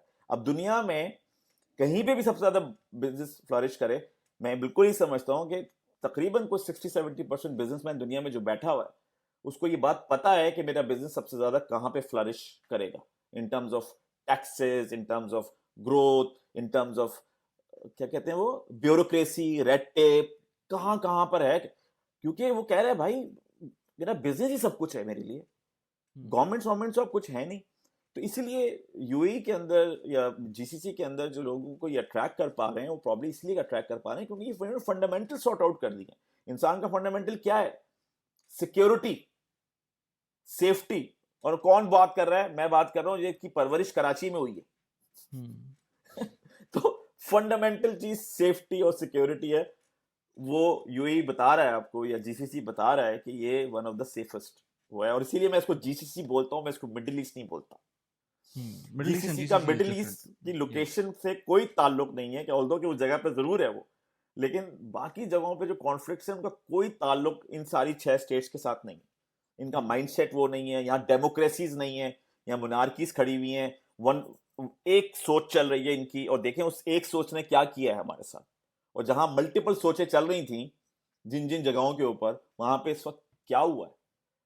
तो ये इस वक्त इनकी स्ट्रेंथ बन गई है। और सेफ्टी सिक्योरिटी वाला एस्पेक्ट, दूसरा जो जो टैक्स फ्री का सिलसिला है, no capital gain tax, no rental tax. Oman में तो एक जगह के ऊपर नो वैट, अभी दुबई में भी अगर प्रॉपर्टीज आप लेते हैं उस पर कोई वैट नहीं है, वैट नहीं, रेजिडेंशियल तो पे वैट नहीं है। रेजिडेंशियल पे नहीं है। और फिर इवन जो उन्होंने कॉर्पोरेट टैक्स भी लगाया है वो भी $100,000 से ऊपर के ऊपर अगर आप अर्न कर रहे हैं तो फिर उनके ऊपर टैक्स है, कोई 9% तक का टैक्स है। सो वो बड़ा इस तरह का फॉर्मूला बना के आपको दे रहे हैं कि आप कह रहे हैं यार मैं क्यों ना जाऊं, ना जाने का रीजन क्या है। और यहाँ पे जहां मैं बैठा हूं, किसी भी जगह बैठा हूं, यहाँ बहुत सारे रीजन है जाने के। तो आई थिंक वो कहते हैं हैंडशेक चल रहा है मुझे यहाँ से। लगता है कि हाँ, मुझे जी। लगता है कि वो जो लोग अभी भी थोड़ा क्रिटिसाइज करते हैं स्पेशली जीसीसी कंट्रीज को, और उनका एक रीज़न होता है ब्रॉडली स्पीकिंग कि भाई वहाँ पर जो है वो जॉब जाएगी तो आपको फिर फारिग हो जाएंगे, आपको वापस जाना पड़ेगा, या बहुत एक्सपेंसिव होगा, जॉब जाएगी तो ये हो जाएगा, जॉब जाएगी तो फिर आपके पास सोशल सिक्योरिटी नहीं रहेगी। वो लोग वो हैं, प्रॉब्ली आपकी माइंडसेट डिफरेंट है, मेरा माइंडसेट डिफरेंट है। जो लोग अभी भी जॉब को देखते हैं, सिर्फ जो अपनी नौकरी को देखता है बंदा, उसके लिए अभी भी मसला है।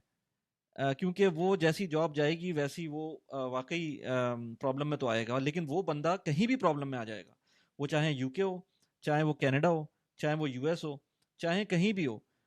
अगर उसने अपने फाइनेंसिस को सॉर्ट आउट नहीं किया होगा तो जॉब जाने के ऊपर तो फिर वो प्रॉब्लम में आएगा। लेकिन जो आजकल की मेजर एक प्रोग्रेस है जिसमें इंटरनेट इकोनॉमी है, नॉलेज इकोनॉमी है, अगर आप उस पर काम कर रहे हैं फिर तो sky is the limit, and there is no place that you can go and वहाँ पर कोई प्रॉब्लम हो जाए। आप इंडोनेशिया चले जाएं, मलेशिया चले जाएं, दुबई आ जाएं, कहीं भी आ जाएं, और दुबई आ जाएंगे ठीक है, अगर आपके पास ज़्यादा पैसे हैं तो you can live like a king here. नहीं, बड़ा अच्छा आपका पॉइंट है और उसमें वो डायरेक्टली कनेक्ट होता है जो आप कर रहे हैं पिछले 4-5 सालों से। वो जो जॉब वाला बंदा है, मैं एंटरप्रेन्योर्स और बिजनेस की बात नहीं कर रहा, लेकिन जो जॉब वाला बंदा है उसको जो फंडामेंटल चीज सीखनी है ना, वो फाइनेंशियल प्लानिंग सीखनी है। क्योंकि अगर आप, मैं एग्जांपल दूं, 40-45 साल के हो गए और अभी भी आप अगर रिलाय कर रहे हैं उस जॉब के ऊपर जो कि कभी आपने अपनी मर्जी से छोड़ी और कभी वो आपकी मर्जी से नहीं छुटी और आपको निकाल दिया गया, राइट? ये सारे सर्कमस्टांस 40-45 साल में, 20-25 साल से कर रहे हैं, आपने सब चीजें देख ली। आप अभी भी रिलाय इस चीज के ऊपर कर रहे हैं कि यार ये चलता रहेगा किसी तरह से। ये पीछे जो आपके साथ हुआ है, आपने स्विच किए ना, कंपनी से निकल गए, और कुछ जगहों पे कंपनी ने कहा थैंक यू सो मच, हमारे हालात अच्छे नहीं है तो आप प्लीज कर लीजिए। तो ये तो साइनोसॉइडल वेव है जो चलेगी। और 45 इयर्स की एज में अगर फाइनेंशियल प्लानिंग आपने नहीं की हुई थी, अपनी रेवेन्यू स्ट्रीम्स, जो भी स्टॉक्स हो गया, या आप वो काफी इनकरेज करते हैं वो जो रियल स्टेट है, स्टेक वाली जो वहां पर है, तो इस तरह की अगर आपने नहीं की हुई तो ये तो बहुत ही रिस्की प्रोपोजिशन है। और ये मल्टीपल, अब इसमें भी चलें थोड़ा सा एंटरप्रेन्योरशिप थोड़ा सा और मेहनत का और इन सब चीजों का हो जाता है थोड़ा सा, लेकिन ये तो बेसिक स्टफ है सारा का सारा। आप रिलाय कर रहे हैं ऐसी चीज पे जो आपको आती नहीं है। फाइनेंशियल प्लानिंग यानी जिसपे आप किचन चल रहे हैं, आपको यही नहीं पता कि 2+2 क्या होता है। अरे अगर 2+2 नहीं सीखा आपने तो आपका किचन कैसे चलेगा 3 महीने के बाद या 4 महीने के बाद। जब से हम यहाँ मूव हुए ना यूके, एक तो जो सबसे जबरदस्त चीज यहाँ हुई है हमें, वो ये कि पूरी फैमिली को एकदम से, एक तो ये हमारे घर में टीवी नहीं है, और ये पाकिस्तान में एक दफा हमारा टीवी टूट गया तो हमने कभी टीवी लिया ही नहीं, तो टीवी तो बहुत अरसे से नहीं है। हमारे पास इतना क्वालिटी टाइम है कि मेरी पूरी कोशिश होती है कि वो उसको अच्छी तरह से यूज किया जाए। कैश फ्लो पूरी फैमिली के साथ डिस्कस होता है पिछले 5 सालों से, राइट? कैश फ्लो खुला होता है, ये इस महीने ये, इस महीने ये, इस महीने ऐसा, इसका ये आ रहा है, इसका ये आ रहा है, आपके खर्चे कितने, ये हम कम कर दें, मुझे तो नया फोन चाहिए था, इसका क्या होगा, सब। ये नहीं करे पापा, ये तो मैं अपने, अच्छा मेरी बेटी भी यंग एंटरप्रेन्योर है तो वो सिनेमॉन रोल बनाती है। वो सिनेमॉन है ना, काफी बड़ी चेन है, पाकिस्तान में भी थी, तो वो बड़े शौक से जाती थी, खाती थी वहां पे। जब यहाँ पहुंचे तो उन्होंने जब शक्लें देखी उस सिनेमन रोल की तो कहने ये तो मैं नहीं खा सकती। तो मैंने कहा जब नहीं खा सकती तो खुद बनाओ। तो उन्होंने बनाने शुरू किए तो वो खुद बेचती हैं बना बना के। तो कहने लगी पापा ये पैसे मत मुझे, ये तो पैसे मैं खुद कर लूंगी। अब ये कोई रॉकेट साइंस नहीं है, जब हम पर्सनल फाइनेंस की बात करते हैं तो उसमें एक बहुत इंपॉर्टेंट फैक्टर होता है डाइवर्सिफिकेशन का। डाइवर्सिफिकेशन का मतलब ये है कि आप अपने एसेट्स को ऐसी जगह एलोकेट करें जो कि एक चीज़ के अंदर इन्वेस्टेड ना हो। यानी कि आप स्टॉक्स में इन्वेस्ट कर सकते हैं, विद इन स्टॉक्स आप मल्टीपल चीज़ों में भी इन्वेस्ट कर सकते हैं, इसके अलावा प्रॉपर्टीज़ में इन्वेस्ट कर सकते हैं, कुछ लोग क्रिप्टो में इन्वेस्ट करते हैं। लेकिन इसमें एक और इंपॉर्टेंट फैक्टर डाइवर्सिफिकेशन के अंदर आपकी ज्योग्राफिकल डाइवर्सिफिकेशन बनती है। ज्योग्राफिकली डाइवर्सिफाइड होने का मतलब ये है कि अगर आप पाकिस्तान के अंदर हैं, आप यूएई के अंदर हैं, आप किसी और मुल्क के अंदर हैं, तो आप अपने मुल्क में जहाँ पर आप रह रहे हैं, वहाँ पर तो आप इन्वेस्ट करें, लेकिन इसके अलावा भी आपको ऑप्शंस होने चाहिए जहाँ पर आप इन्वेस्ट कर सकते हैं। मुझसे बहुत सारे लोग पूछते हैं कि हम दुबई में बैंक अकाउंट कैसे खोल सकते हैं? तो दुबई में बैंक अकाउंट खोलना थोड़ा-सा मुश्किल होता है, अगर आप रेज़िडेंट नहीं हैं। लेकिन मैं आपको आज एक ऐसा ऑप्शन दूँगा जिसके थ्रू आप यूके में डिजिटल बैंक अकाउंट खोल सकते हैं, चाहे दुनिया में आप कहीं भी हों, चाहे कोई भी आपकी नेशनैलिटी हो। शायद कोई भी नेशनैलिटी से मतलब ये नहीं है कि कोई भी नेशनैलिटी हो, लेकिन अगर आप पाकिस्तानी या इंडियन हैं, तो बहुत आराम से अपना अकाउंट खोल सकते हैं। iFast ग्लोबल एक बहुत अच्छा बैंक अकाउंट है। आपको पता है कि जब तक मैं खुद किसी प्रोडक्ट को यूज़ नहीं करता, मैं उसके बारे में बात नहीं करता। मैंने खुद अपना अकाउंट खोला था यूएई में बैठकर। मेरे पास कोई यूके का वीज़ा नहीं है, ना मेरे पास यूके का पासपोर्ट है। मैं यूएई में बैठा हुआ था। अपने एमिरेट्स आईडी की बेसिस के ऊपर या अपने पाकिस्तानी पासपोर्ट की बेसिस के ऊपर मैंने अपना बहुत जल्दी, मेरे ख़्याल से 2 दिन के अंदर मेरा अकाउंट खुल गया था।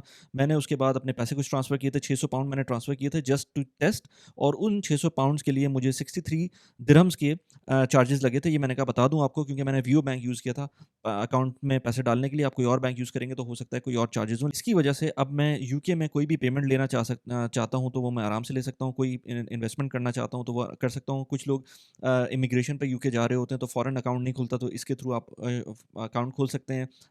मतलब वहाँ जाने से पहले ही अपना अकाउंट खोल सकते हैं। बहुत सारे फ्रीलांसर्स होते हैं या बहुत सारे ऑनलाइन कंटेंट क्रिएटर्स होते हैं जिनको यूके की पेमेंट्स लेनी होती हैं, यूके में बैंक अकाउंट खोलना होता है। यूके में यहाँ पर आपको फिक्स डिपॉजिट के ऑप्शंस भी मिलेंगे उसी बैंक अकाउंट के अंदर।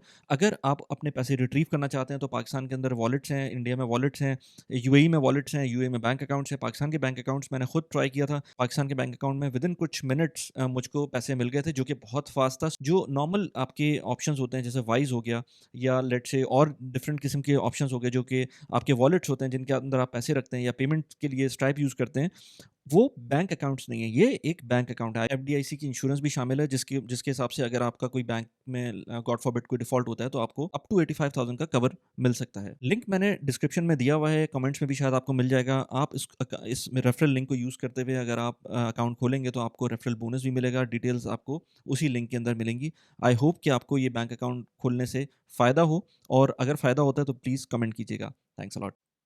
ये कोई रॉकेट साइंस नहीं फाइनेंशियल। तो यहाँ पे आपका पॉइंट बड़ा, वो जो आप कर रहे हो ना 5 साल से और लोग आपको इतना फॉलो करते हैं, वो बिल्कुल सही फॉलो करते हैं, क्योंकि हमें कुछ नहीं सीखना। एंटरप्रेन्योरशिप और नौकरी सेकेंडरी चीजें, हमें सीखनी है फाइनेंशियल प्लानिंग, जिसपे रोज हम खड़े हुए हैं कि आज पैसे होंगे तो मैं नौकरी पे जाऊंगा, आज पैसे होंगे तो मैं एक घर खरीदूंगा, आज पैसे होंगे तो बेगम को मैं हार दिलाऊंगा, आज पैसे होंगे। अब ये पैसे होंगे होंगे की नॉलेज मेरे पास नहीं है, ये बस कोई दे देता है मुझे क्योंकि मैं कुछ टाइम लगा देता हूं उसके साथ।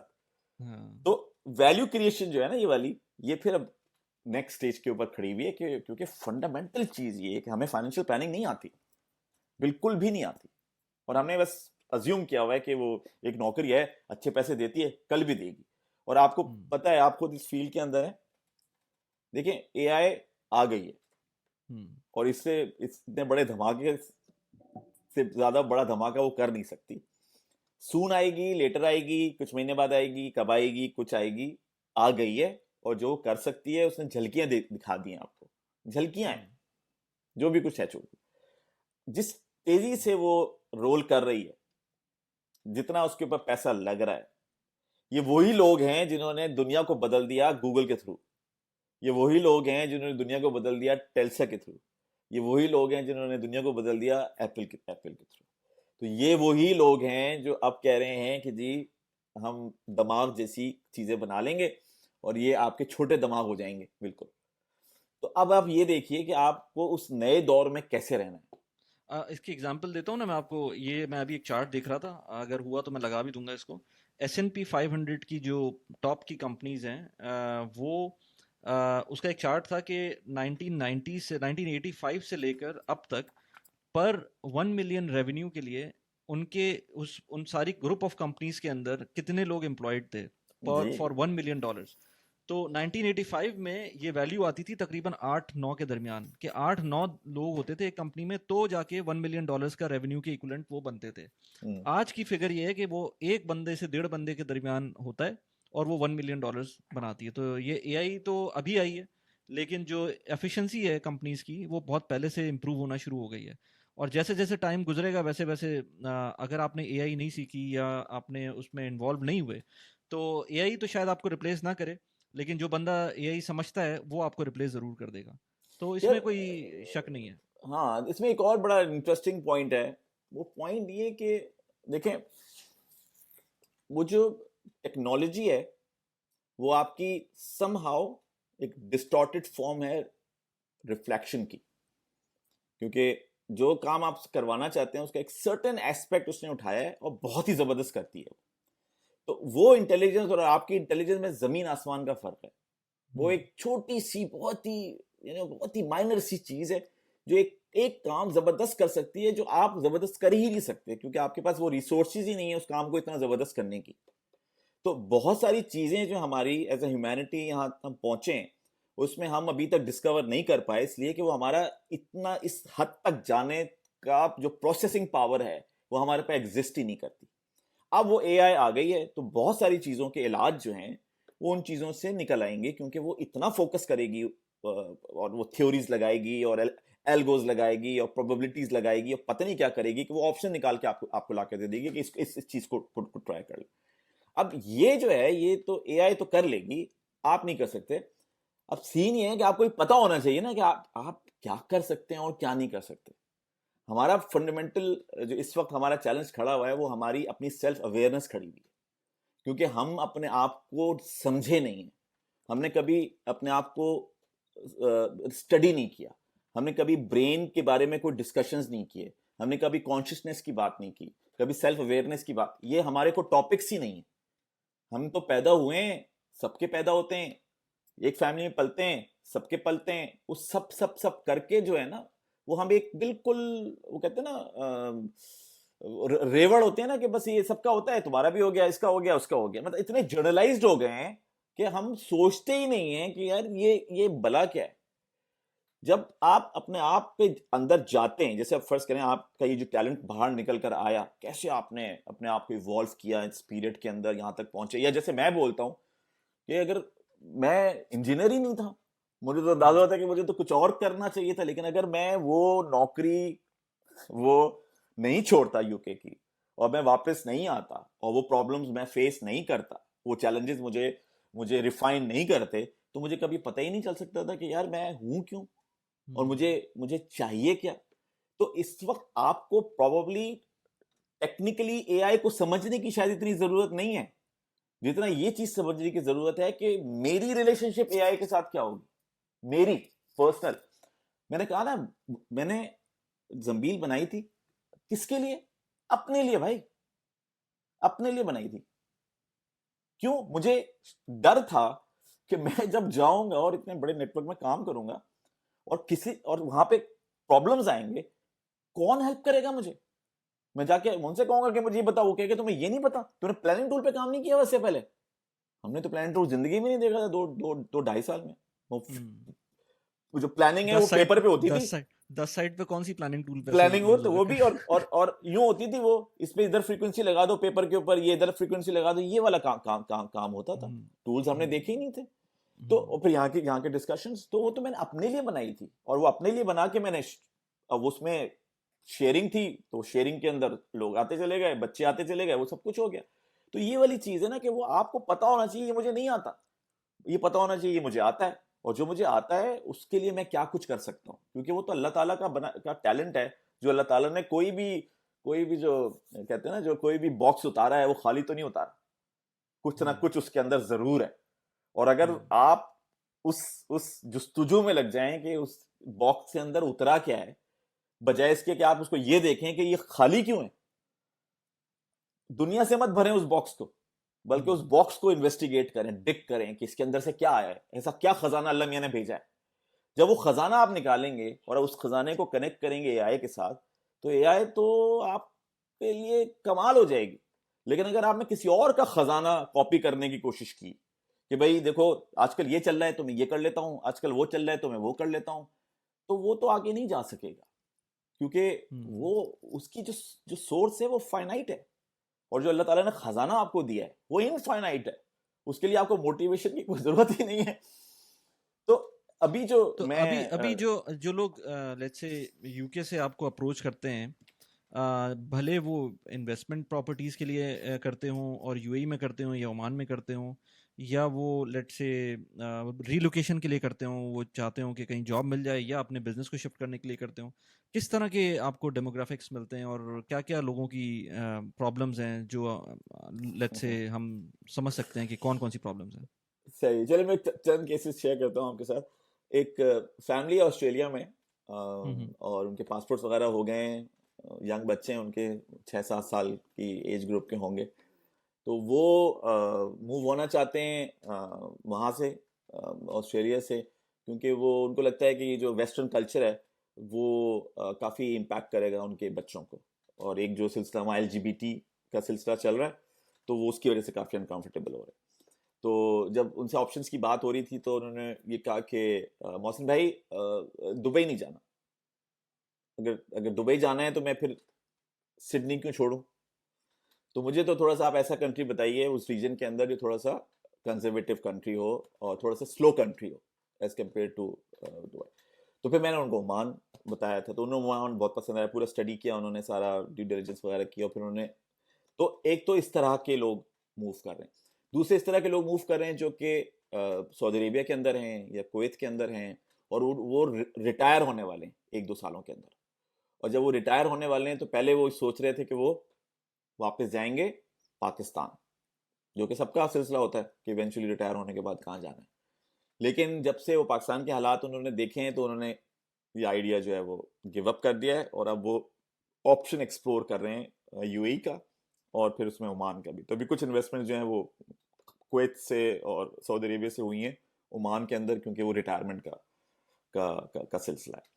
इसी तरह से कुछ लोग जो हैं रीजन में मुख्तलिफ जगहों पर हैं, बेस करते हैं, जैसे इराक में काम कर रहे हैं लोग और वो ऑप्शन एक्सप्लोर कर रहे हैं, तो वो एज अ बैकअप उनको एक वो चाहिए कि भाई अगर ये हमारी जॉब इराक से ख़त्म हो जाएगी, कहीं हो जाएगी, और हमारी इमिग्रेशंस नहीं हुई नहीं, तो हम कहाँ एंड अप करेंगे।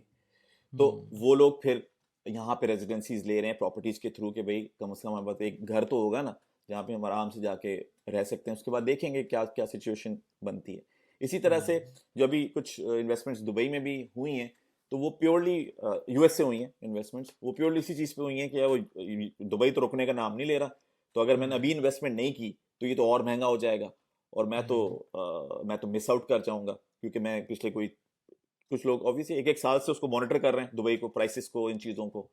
तो कुछ लोग प्योर इन्वेस्टर्स हैं जो कि कह रहे हैं कि बोट मिस ना हो जाए, तो उन्होंने फिर दुबई साउथ सेलेक्ट किया है कि भाई मैं वहाँ पे इन्वेस्ट कर देता हूँ उस पे। तो इस तरह की जो हैं वो कुछ एग्जांपल्स हैं, मैंने कहा रीजंस अच्छा बहुत ओमान, डिफरेंट हैं। हाँ, अच्छा ओमान के अंदर जो मैंने सुना है कि वहाँ पर, जैसे यहाँ पर तो गोल्डन वीज़ा 2 मिलियन दिरहम्स के ऊपर प्रॉपर्टी लेते हैं तो आपको मिलता है, यूएई में ओमान का क्या स्टेटस है इस वक्त?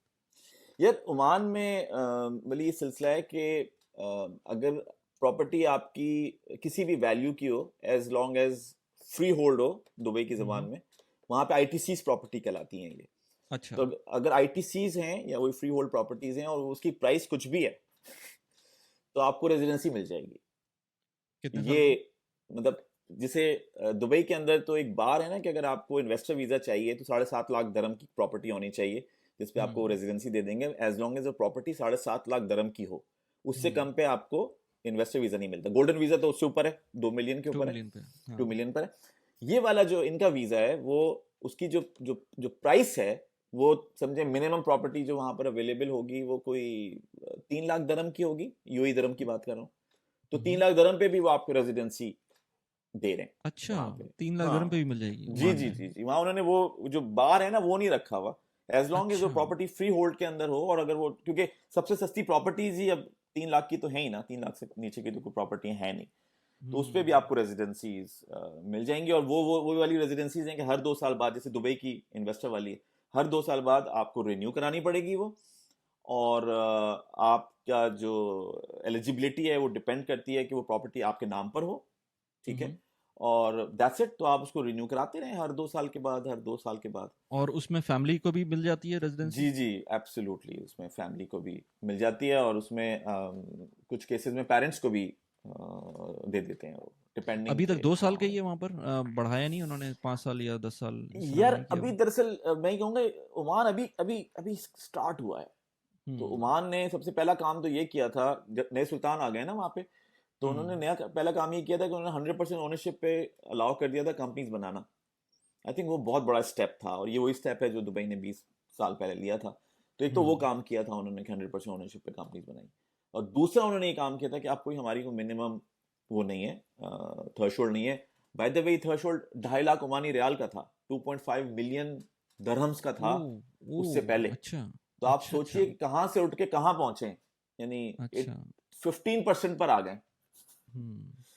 तो इतना हम्म। सिग्निफिकेंट चेंज इन्होंने और ये कब हुआ किया था, है। ये जो यह भी चेंज बस आया है? अभी हुआ है, कोई 2021 में हुआ है, अच्छा।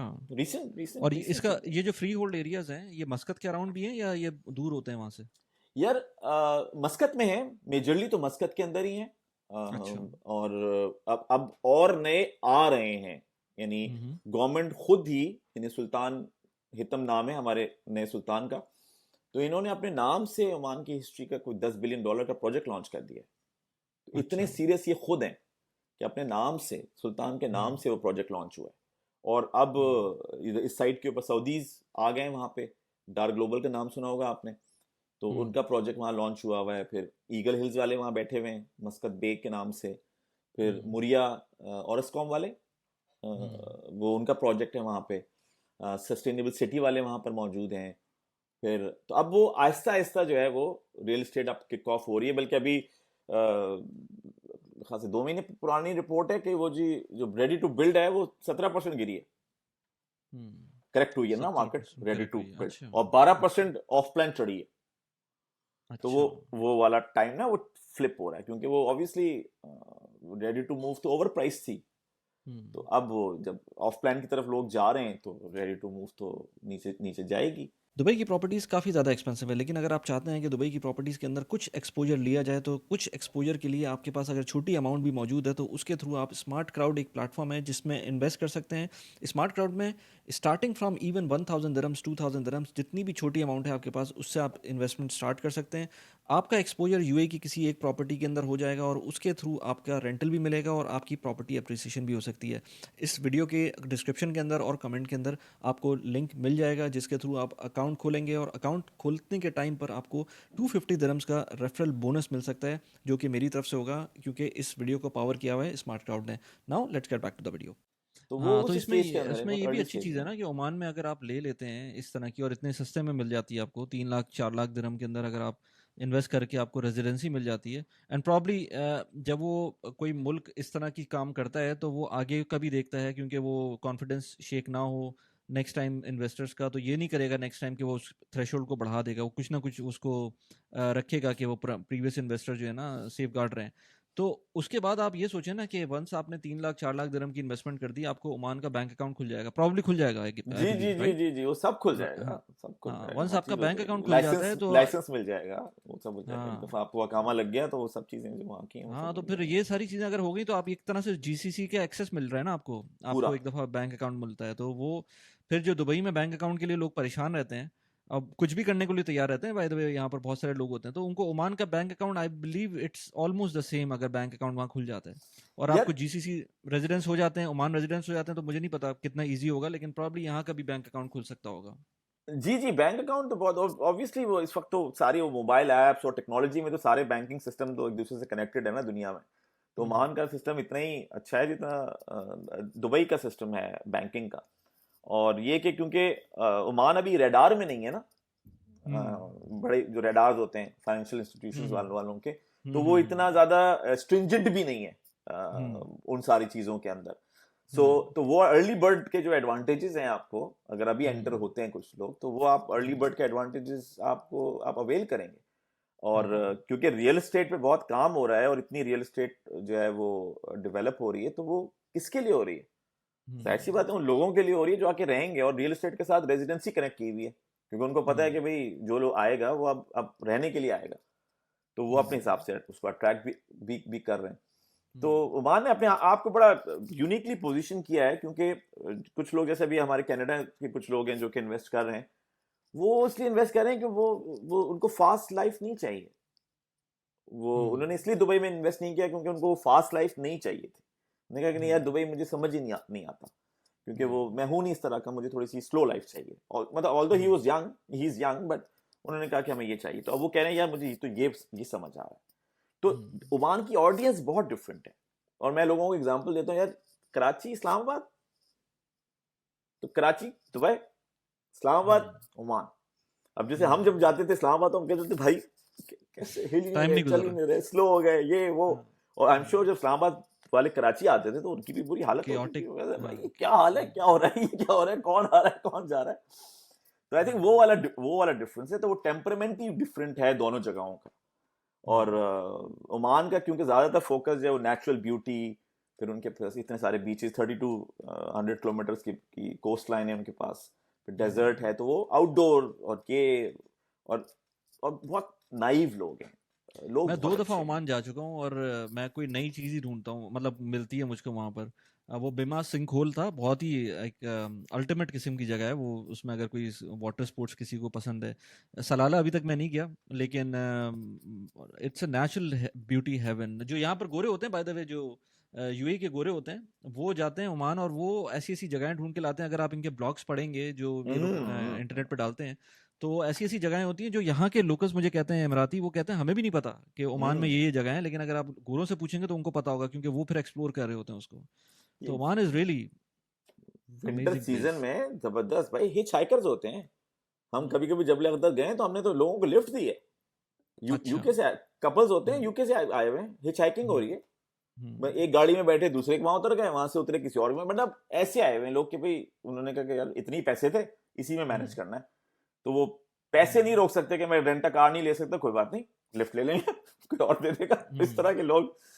सो सो बड़ा इंटरेस्टिंग जगह है वो। और अच्छी बात ये है कि वही जगह जो है वो लोग बनाते हैं, अब फिर वहां सेफ भी है के ना, लोग। वैसे ही सेफ है जैसे जैसे even other countries like GCC के और जो दूसरे मुल्क हैं। बिल्कुल जो हिच बिल्कुल। हाइकिंग है वो नॉर्मल बंदा पाकिस्तान में करने का सोचे तो वो फिर देख ले कि क्या करना हाँ, है। तो जब भी मैं सही। जाता था ओमान टीम के साथ तो कहते थे यार मौसम में आप ओमान जाके बदल जाते हैं। हम्म, मैंने कहा मैं नहीं बदलता, माहौल बदल जाता है। हम्म, मैं जैसे ही जहाज में बैठता हूँ मेरे सारे बटन्स ऑफ होने शुरू हो जाते हैं। हम्म, और जब मैं वहाँ एयरपोर्ट पे उतरता हूँ तो मैं इतना रिलैक्स फील करता हूँ, और फिर मुझे हर चीज़ लगती है कि अच्छा ये हो जाएगा, वो हो जाएगा, ये हो जाएगा। पाकिस्तान में आता हूँ तो हर सारे बटन ऑन हो जाते हैं, क्या करना है, हम्म। कौन देख रहा है, क्या कर रहा है, मोबाइल फोन किधर है, इवन इसका यूके क्या में होगा, उसका क्या इवन होगा। यूके में आप ऐसे लैपटॉप बैग नहीं छोड़ सकते पब्लिक जी आई जी के अंदर, जी गाड़ी जी, के अंदर। बिल्कुल बिल्कुल, London is not a safe place anymore. Hmm, वो तो आप आए लंदन तो आपको आइडिया हो जाएगा हाँ, कि मुझे आइडिया है। काशिफ जिया को जानते हैं आप? हाँ हाँ, जानता हूँ। काशिफ आ रहे हैं तो संडे नेक्स्ट फ्राइडे को हम प्रॉब्ली संडे को उनके साथ डे स्पेंड करेंगे लंदन में। अच्छा तो अच्छा अच्छा। वो फिर इज इन होगा ऑस्ट्रेलिया लंदन। राइट? जी जी, ऑस्ट्रेलिया में, लेकिन वो सही है। फैमिली हॉलीडेज के लिए आए हुए हैं, तो उन्होंने हम्म, नेक्स्ट फ्राइडे का दिन निकाला है। अच्छा तो वो फिर अच्छा अच्छा। कैचअप सही होगा, सही 20 साल के बाद सही। मिलूंगा मैं उनसे। Right right. I 20 been I mean जो लोग देख रहे हैं, हम तो अपनी बातें शुरू कर दी 20 में लेकिन बहुत सारी हमारे बातें एक जो है। पुराने कोलीग थे, बहुत अच्छे इंसान थे, हैं बल्कि, तो वो ऑस्ट्रेलिया चले गए थे। मेरी भी मुलाकात मेरे ख्याल से उनसे लास्ट जो हुई थी वो 2008 9 या 11 12 में हुई होगी मेरे ख्याल से लास्ट, उसके बाद शायद नहीं हुई थी। तो मैंने ऐसा ठंडा आदमी नहीं देखा। Yes yes. बहुत बहुत ही हम्म, नाइस, वेरी हम्बल, और बहुत ही कोई भी प्रॉब्लम ले आओ मुस्कुराता हुआ जवाब मिलेगा हर बात का। हम्म, तो हम्म। बहुत जबरदस्त जबरदस्त शख्सियत है वो। तो राइट। एनीवे, तो जी जी। अभी आप सो you're into real estate full time, I would say?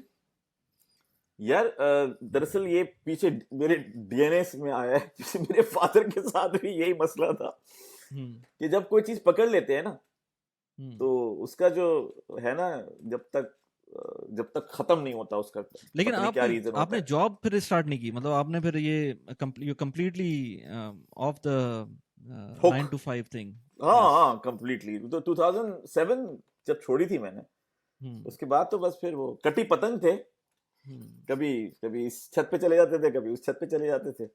No, this is for people to take inspiration from as well कि आप जो है 9 to 5 छोड़ सकते हैं अगर आप चाहें।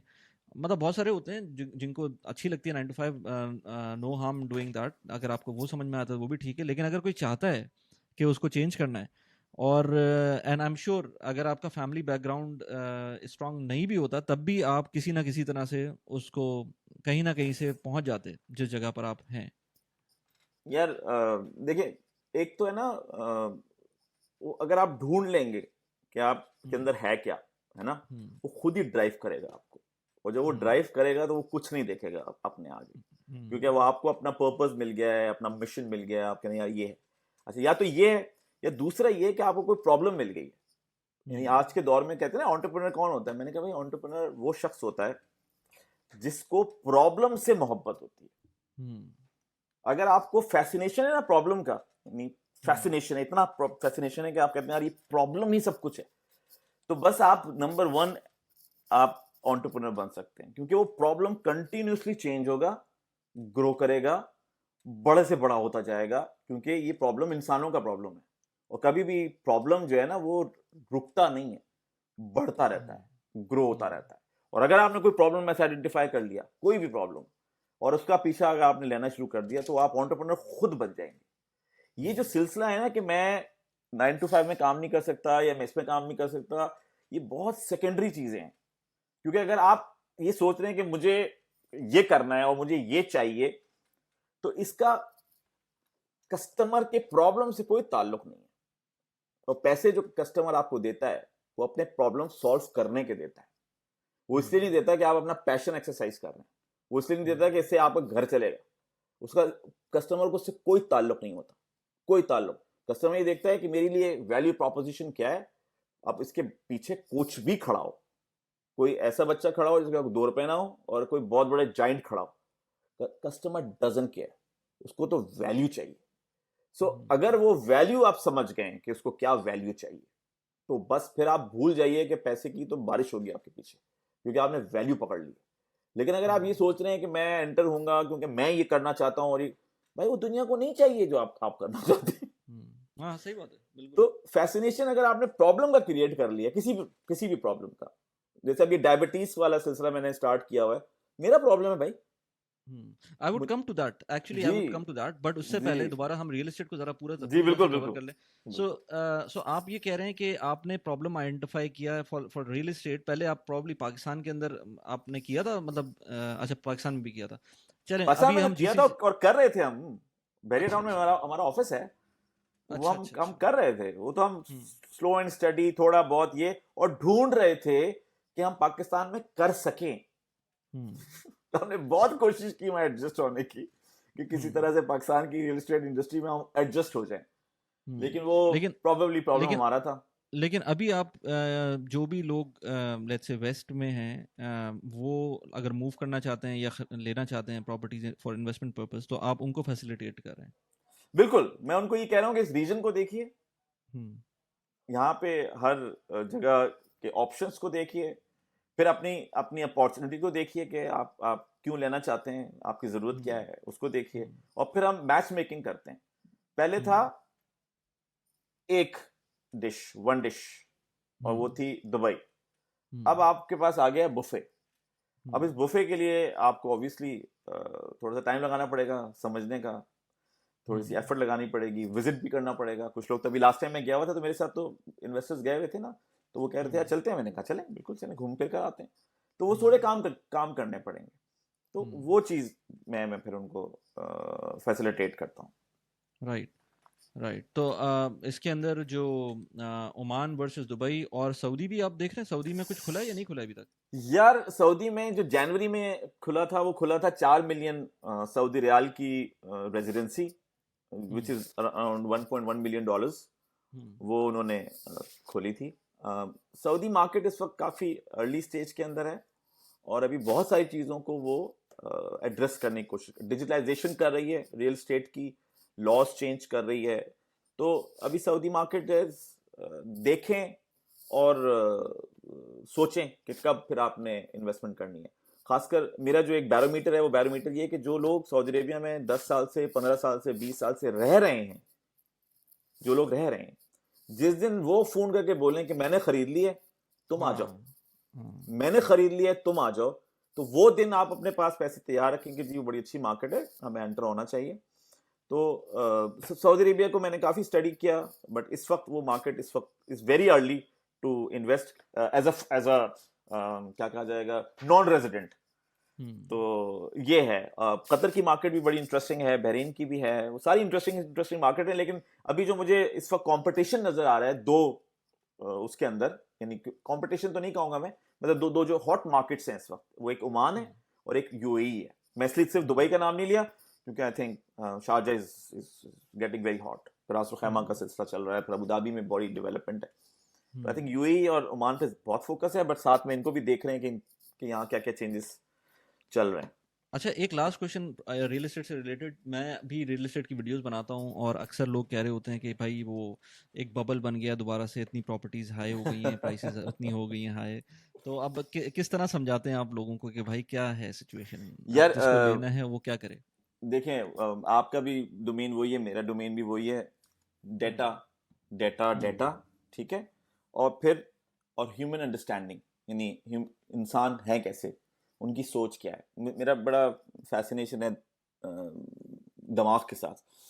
तो अब जब मैंने इसको स्टडी किया है, तो एक तो ये कि जो थर्ड पार्टी फाइनेंशियल इंस्टीट्यूशंस हैं, यानी आईएमएफ क्या कह रहा है, अरेबियन मॉनेटरी फंड क्या कह रहा है, एसएनपी क्या कह रहा है, फिच क्या कह रहा है, फिर एक यूबीएस है, union bank of Switzerland, I think $420 billion की उनकी इन्वेस्टमेंट है all across the world, one of the largest investment bank है वो दुनिया का।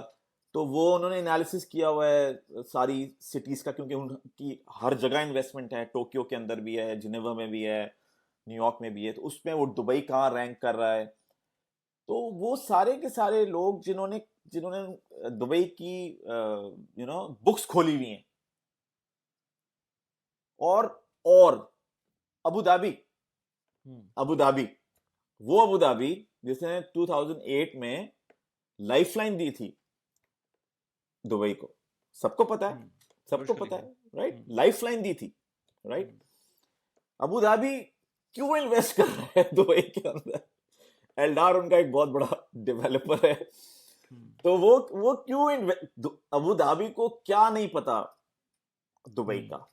अच्छा, और ये सारी जो एक्सटर्नल, वही उन्होंने कहा, मैं क्या बोलूं कि बबल है या नहीं, आईएमएफ वो को बोलना चाहिए कि बबल है नहीं, उसको एएमएफ को बोलना चाहिए कि बबल है या नहीं, यूबीएस को बोलना, जिनकी इन्वेस्टमेंट्स हुई हैं उनको बोलना चाहिए बबल है या नहीं।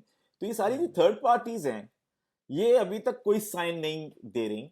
और बात ये है कि जब इसको आप थोड़ा डीपली स्टडी करते हैं, तो वो इसलिए करते हैं क्योंकि दुनिया की हालत कभी इतनी खराब हुई नहीं थी इससे पहले।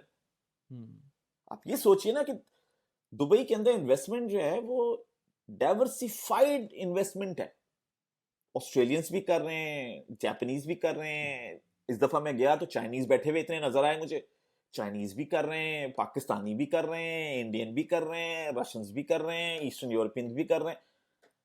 कौन सी ऐसी दुनिया की मार्केट है जो इतनी डाइवर्सिफाइड है, इतनी डाइवर्सिफाइड? अब दुनिया की अगर फर्ज करें 30% या 40% भी हालत खराब हो जाती है, तो बाकी 60% की तो हालत नहीं खराब हुई थी। तो डाइवर्सिफिकेशन आपको एज देती है उसके अंदर, तो इतनी डाइवर्सिफाई उन्होंने कर दी है। दूसरा ये कि जो गवर्नमेंट के इनिशिएटिव्स हैं वो कंटिन्यूसली सिंक हैं, जो जैसे जैसे दुनिया के प्रॉब्लम्स बढ़ते जा रहे हैं और वो अकॉर्डिंगली चेंज करते जा रहे हैं। एग्जाम्पल मैं आपको दूं, मैंने अभी आपने मुझसे सऊदी अरेबिया का पूछा है, राइट। जनवरी में सऊदी ने अनाउंस कर दिया $1.1 मिलियन और वही 4 मिलियन सऊदी रियाल ले लो रेजिडेंसी इन्वेस्टमेंट के ऊपर, प्रॉपर्टी खरीदो 4 मिलियन की ले लो। कुछ सी हफ्ते में होगी अगली खबर ये आ गई कि जी वो 2 मिलियन का जो हमने गोल्डन वीजा था उसकी अगर आप डाउन पेमेंट भी कर देंगे तो हम आपको रेजिडेंसी दे देंगे। नेक टू नेक चल रहे हैं, नेक टू नेक चल रहे हैं। और दूसरा, यहां पे दुबई खुद इतना प्रमोट अपने आप को शायद ना कर पा रहा हो जितना सऊदी अरेबिया दुनिया में अपने आप को प्रमोट कर रहा है। और उसकी प्रमोशन पे जब लोग जाते हैं और जब वो रिसर्च करते हैं तो eventually they ended up in Dubai या शारजा या अबू धाबी। और आप पूछेंगे क्यों? इसलिए पूछेंगे कि भाई वो तो जिन प्रॉब्लम से निकल कर आ रहे हैं तो वो किसी ऐसी जगह पे तो अभी नहीं जाएंगे ना जहां पे पहली दफा ये काम हो रहा है। और सऊदी अरेबिया में ये काम पहली दफा हो रहा है। दुबई में ये काम 2008 में पहली दफा हुआ था। और जब हुआ था तो क्या हुआ था? दुबई गिर गया था। लेमन ब्रदर का हुआ था, बट दुबई गिर गया था क्योंकि मार्केट कंट्रोल में नहीं थी और पहली दफा दुबई कर रहा था। फिर दुबई दोबारा से भी गिरा था और फिर अब दुबई तीसरी दफा खड़ा हुआ है, तीसरी दफा आफ्टर कोविड।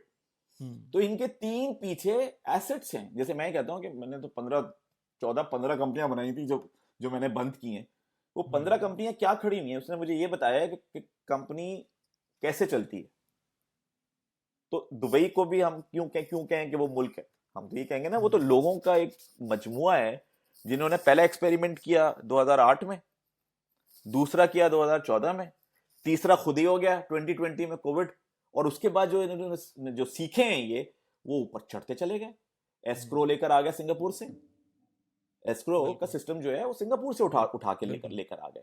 वीजों का सिस्टम खुद ही क्रिएट कर लिया कि जी हमें गोल्डन वीजा चाहिए। यहाँ ये प्रॉब्लम ये है कि हम तो रेजिडेंसी के लिए वीजे दे रहे थे, ऐसे ही था ना। इन्वेस्टर वीजा 7.5 लाख का तो बहुत पुराना चल रहा था। लेकिन लोग आते थे, यार तो मैं आऊंगा तो मेरे तो पेरेंट्स का क्या होगा, और फिर मैं यहाँ काम नहीं कर सकता, और फिर ये सिलसिला होगा, मुझे बिजनेस करना हुआ तो मुझे उसके लिए अलग वीजा चाहिए होगा। उन्होंने कहा जान छोड़ो, 2 मिलियन की इन्वेस्टमेंट करो और बिल्कुल जबरदस्त वीजा ले लो, 10 साल का। शक्ल दिखाने की जरूरत नहीं है 10 साल तक, एज लॉन्ग एज यार वो आपको मैं प्रॉपर्टी तुम अफोर्ड एग्जांपल करते हो। बताऊं ना, दुबई जिस तरह से फैसिलिटेट करता है चीज़ों में। मैं जिस वक्त मैंने सोशल मीडिया स्टार्ट किया था उस टाइम पर मैंने सोचा था कि यार जब मैं स्टार्ट करूंगा तो ये ना हो कि कोई लीगल प्रॉब्लम्स हो, तो मुझे कोई लाइसेंस ले लेना चाहिए। जब मैं लाइसेंस लेने पहुंचा तो मुझे पता चला कि भाई वो 25,000 दिरहम का लाइसेंस है साल का। तो मैंने कहा यार अभी तो पैसे बन भी नहीं रहे, और थोड़े बहुत पैसे जो बन रहे हैं वो इस लेवल के नहीं है कि मैं ये अभी इतना सीरियस कमिटमेंट करूं साल की 25,000 दिरहम की। मैंने छोड़ दिया उसको।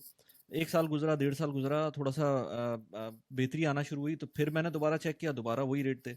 लेकिन अभी पिछले साल जब मैं सीरियस हो गया, मैंने कहा नहीं यार अब मैं ले ही लेता हूँ।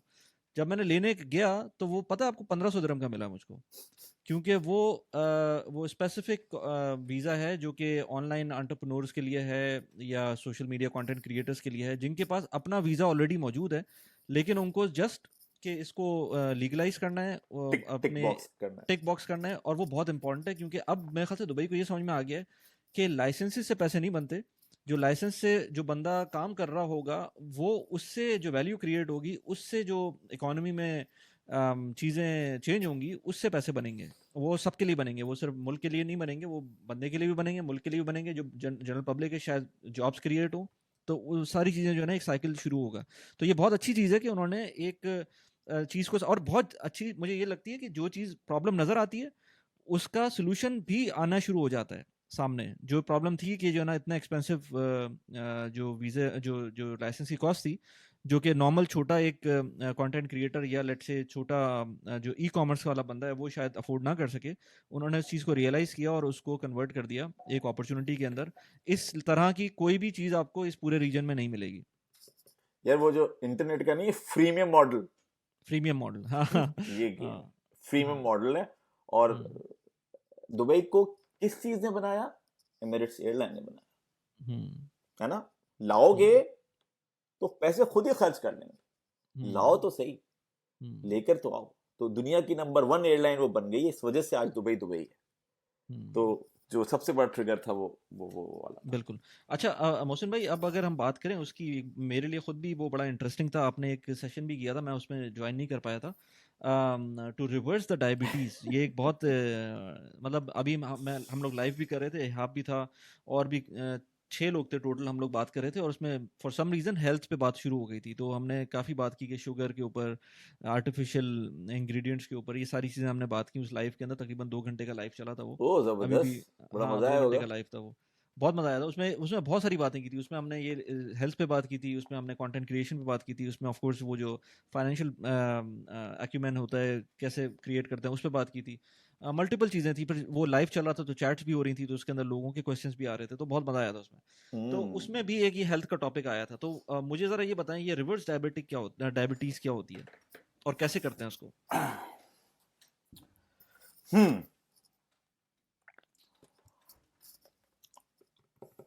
कहाँ से मैं स्टार्ट करूँ मैं ये सोच तो रहा हूँ आपको कैसे ये डायग्नोज हुआ था, कब हुआ था? यार। मैं एक वीजा करवा रहा था ओमान का, तो उसकी रिक्वायरमेंट ये थी कि आप अपना मेडिकल भी कराएं। ये 2000 अच्छा आई थिंक 15 की बात है। अच्छा। तो रैंडम थी, हमने कहा ठीक है जाओ करा लेते हैं। हम गए, कराया, तो उन्होंने कहा कि जी आपको तो डायबिटीज है। हम्म सो वो एक ऑब्वियसली बड़ा शॉक था, और क्योंकि एक्सपेक्ट ही नहीं किया था कि यार इतनी जल्दी हो जाएगी। अच्छा, तो होगी, लेकिन इतनी जल्दी हो जाएगी। सो इस तरह से ये स्टार्ट हुआ था। मैं खैर अभी उसकी डिटेल में नहीं जा रहा, लेकिन आपने पूछा ना कि रिवर्स डायबिटीज क्या होती है। यार ये जो हमारी लाइफ है ना, ये विक्टिम है हमारी इग्नोरेंस का। इग्नोरेंस किस चीज की? हर चीज की इग्नोरेंस। हमारी स्कूलिंग की इग्नोरेंस, यानी कुछ चीजें हमें पीछे से मिल गई हैं, यानी हम पैदा हुए, पैदा में जब हुए, एक घर में पैदा हुए, एक स्कूल गए, है ना, ये सब चीजें हमें मिल गई, पीछे से आ रही थी। हमने इनको क्वेश्चन नहीं किया पीछे से किसी भी तरीके से, और उन चीजों को हमने एक्सेप्ट कर लिया और ये सोच लिया कि ये तो रिजॉल्व हो गया। स्कूलिंग रिजॉल्व हो गई, नौकरी रिजॉल्व हो गई, हर चीज रिजॉल्व हो गई। तो यही चीज हुई हमारे साथ। मेरे फादर को डायबिटीज मेरे पैदा होने से पहले डायग्नोज हो चुकी थी, यानी अर्ली 30s के अंदर उनको डायग्नोज हो गई थी। तो मैं एक ऐसे घर में पला हूं जहाँ पे मतलब पूरी जिंदगी हमने डायबिटीज देखी है पीछे, और हम इस अजम्पशन में थे हम सब कि हमें पता है कि डायबिटीज क्या होती है।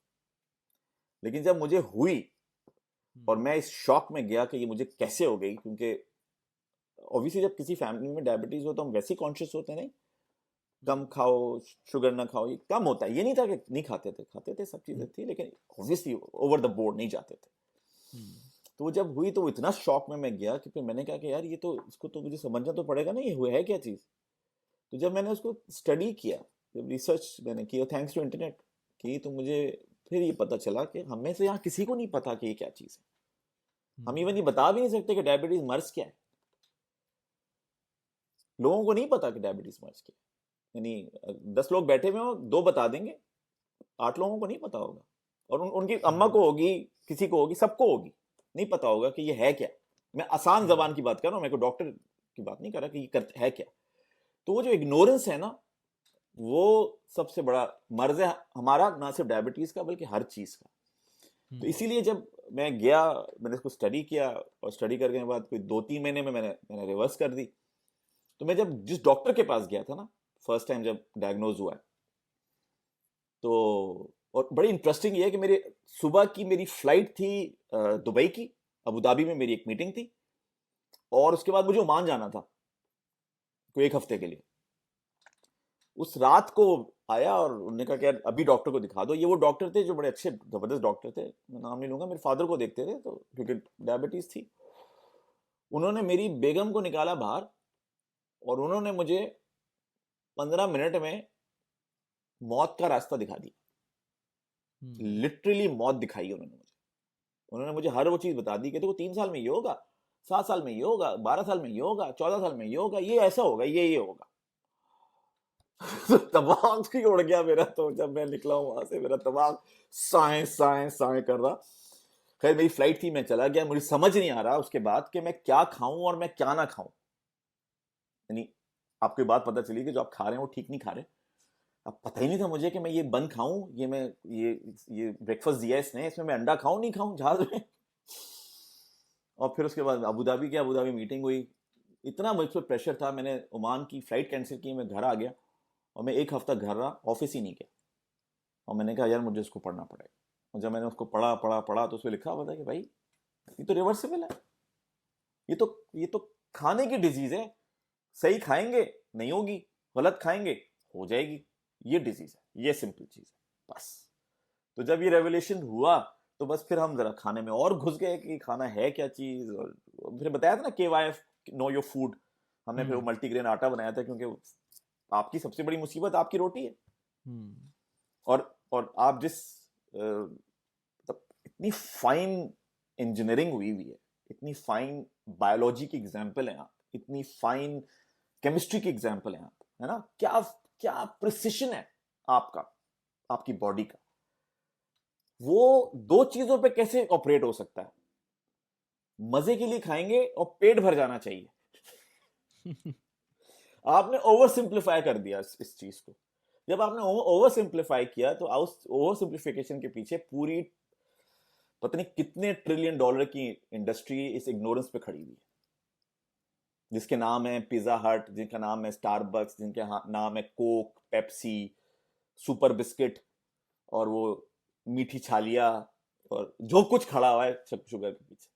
तो क्लास 1 ड्रग है वो, बस वो आपको बताया नहीं है किसी ने, और आप खुले आम खा रहे हैं तो कोई प्रॉब्लम ही नहीं है। यूके की मैं आपको एक एग्जांपल दूं, जेमी ओलिवियर यहाँ का एक बहुत मशहूर शेफ है और सेलिब्रिटी शेफ है वो, और काफी अच्छे थे, हम उसको देखते भी रहे। फिर तो वो गया उसके अगेंस्ट, शुगर के अगेंस्ट। तो उसे किसी ने पूछा कि अब यूके गवर्नमेंट कंसिडर कर रही है ये जितनी फिजी ड्रिंक्स हैं उस पर टैक्स शुगर के ऊपर ना, तो कहने लगे कि यार ये क्या आयरनी है कि मैं जिस मुल्क में रहता हूं वहां पे वेट जो है, वेट वो लोगों को सू कर सकता है कि अगर उन्होंने अपने अपने कुत्ते या बिल्ली को खाना सही नहीं दिया। लेकिन हमारे बच्चे दिन में 4-4 किटकैट अगर खा लें तो कोई पूछने वाला नहीं। 4-4 किटकैट, सिर्फ 4-4 किटकैट की बात हो रही है। 16 किटकैट अगर आपका बच्चा खा ले दिन में, कोई पूछने की बात नहीं। लेकिन अंदर वो क्या स्कैटर्ड बॉम्बिंग कर रही होगी किटकैट उस बच्चे के। तो वो जो पैंक्रियाज आपको अल्लाह ने 90 साल के लिए दिया होगा, 90-100 साल के लिए, उस बेचारे का कबाड़ा आप बचपन से लगा देते हैं। और मैं आपको क्या एग्जांपल दूं, मैंने ब्रेस्ट फीड मदर्स को, है ना, बच्चों को कोक की बोतलें और कोक के कैन पिलाते हुए देखा है। आप सोच सकते हैं कि वो अंदर जाके क्या हाल करती होगी उस बच्चे का। तो ये हाल है कि इग्नोरेंस जो है ना वो बेसिकली इसका मसला है। जैसे ही इग्नोरेंस को आप हटाएंगे, और सिर्फ इस डिजीज से नहीं हटाएंगे, मैं समझता हूं हर डिजीज के पीछे इग्नोरेंस खड़ी हुई। आपने आउटसोर्स कर दिया, अपनी सबसे कीमती चीज, अपनी जान, अपनी बॉडी। और वो जो जिनको आउटसोर्स की है उनका एक ही काम है, बताना नहीं है और कमाना बहुत है, बस। तो वो उन्होंने पूरा काम किया। तो गवर्नमेंट कोई इंटरेस्टेड नहीं है। यहाँ एनएचएस पे चीखते हैं, एनएचएस की बुरी हालत तो ये भी है, बहुत चीख रहे हैं एनएचएस ये एनएचएस वो नहीं है, सोचिए वो। मैंने कहा जाके फैक्ट्रियां बंद करो, पहले स्टारबक्स बंद कर दो सारे, कोस्टा बंद कर दो सारे, टेस्को से निकाल दो सारा, शक्कर निकाल दो, नमक निकाल दो, मैदा निकाल दो, तेल निकाल दो, वेजिटेबल ऑयल निकाल दो, ये 3-4 चीजें निकाल दो, सब खाली हो जाएगा। सुपरमार्केट में कुछ बचेगा ही नहीं। ये दो चीजों पे तो सुपरमार्केट चलती है, शक्कर और प्रिजर्वेटिव्स, कि वो वापस, यानी कोई भी पैकेज फूड उठाइए, शुगर का नया नाम मिलेगा आपको। आप लेकर आ जाए कोई 25-30 आइटम्स पैक्ड, ठीक है, और उसमें आप सारों को वो करें, गूगल सर्च करें, आप उन 25-30 आइटम में से 8 या 12 आइटम ऐसे निकालेंगे, कहेंगे अच्छा ये शक्कर थी, इसमें शक्कर लिखी हुई है। तो ये है हमारा जो है ना अलमिया। और इसका एक फंडामेंटल रीजन मैं आपको बता देता हूँ। खाना हमारी इंस्टिंक्ट है, हम खाए बगैर जिंदा नहीं रह सकते, है ना। सेक्स भी हमारी इंस्टिंक्ट है ना। सेक्स के ऊपर कितनी एजुकेशन सिस्टम्स बनाए हुए हैं, यू नो, कल्चर क्रिएट किया हुआ है, रिलीजन के अंदर चीजें सब मौजूद है ना। और अगर ना हो तो क्या हाल हो माशरे का, कितना एजुकेट किया है ना आपने उस पर, और कितना आप उसको कुछ अगर गलत होता है तो कितना आप उसको बोलते हैं कि देखो ये गलत हो गया, वो नहीं होता, कितना आपने उसको एक टैबू बनाया हुआ है ना। खाना भी इंस्टिंक्ट है आपकी, कोई एजुकेशन ही नहीं है आपके पास इसकी। और जब आप बैठते हैं तो आप सोचते हैं कि बस आखिरी दफा मिला है मुझे, इसके बाद नहीं मिलेगा। सबके टाइम बदल गया, ऐसी बहतात है आपके पास खाने की कि आप जो है वो सोच नहीं सकते। ये कोई 2000 साल पुराना इंसान थोड़ी है कि अगली दफा खाना नहीं मिलेगा उसको। लेकिन हम जो है ना वो अब हम खा के मरेंगे। पहले वाले भूखे मरा करते थे, हम खा के मरेंगे। तो इसके पीछे जो खड़ी हुई है ना चीज जो मैंने चेंज किया, वो ऑब्वियसली उस इग्नोरेंस जब मेरी कम हो गई, ऑब्वियसली मैं ही नहीं कह रहा खत्म हो गई, हो भी नहीं सकती, लेकिन जैसे जैसे इसको स्टडी किया वैसे वैसे ये आइडिया होता चला गया कि बॉडी को क्या असल में चाहिए, और जब बॉडी को आप वो देंगे ना पली, आपकी सोच है कि आपकी बॉडी कैसे रिस्पॉन्ड बैक करेगी। मैं सुबह 9 बजे से पहले उठ नहीं सकता था पली, मैं उठ ही नहीं सकता था। अब मैं 6 साढ़े 6 बजे तक के बाद सो नहीं सकता। मेरी 6 घंटे की नींद हो गई है, मैं सुपर एक्टिव रहता हूँ, बीमारियां मेरी मिनिमल हो गई, मिनिमल। मुझे कोविड हुआ है 9 दिन में फारिग हुआ है कोविड, जुलाई के अंदर, जुलाई 2020 में मुझे कोविड हुआ था, 9 डेज के अंदर क्लियर हुआ है, और एंटीबॉडीज मेरी फुल फुल फुल बन गई थी। किसका रीजन है? सिर्फ ये कि मेरी कोशिश होती है कि मैं, अल्लाह ताला ने जैसे खाना दिया है, ऑल्दो कि वो भी हमने बड़ा मॉडिफाई कर दिया है, लेकिन जो अल्लाह ताला ने जिस शेप में खाना दिया है वो शेप में खाना है, प्रोसेस नहीं करना, ये सब चीजें। तो इस तरह से ये हुई है। तो इसमें कोई रॉकेट साइंस नहीं है। आपको आपको रिवाइंड करना होगा आप खाने के बारे में क्या सोचते हैं, और जैसे ही आप चेंज करेंगे अपनी सोच को, सब कुछ चेंज हो जाएगा। तो दिस इज है, ये रिवर्सल ऑफ डायबिटीज जो है वो आपका बिलीफ सिस्टम पे खड़ी है।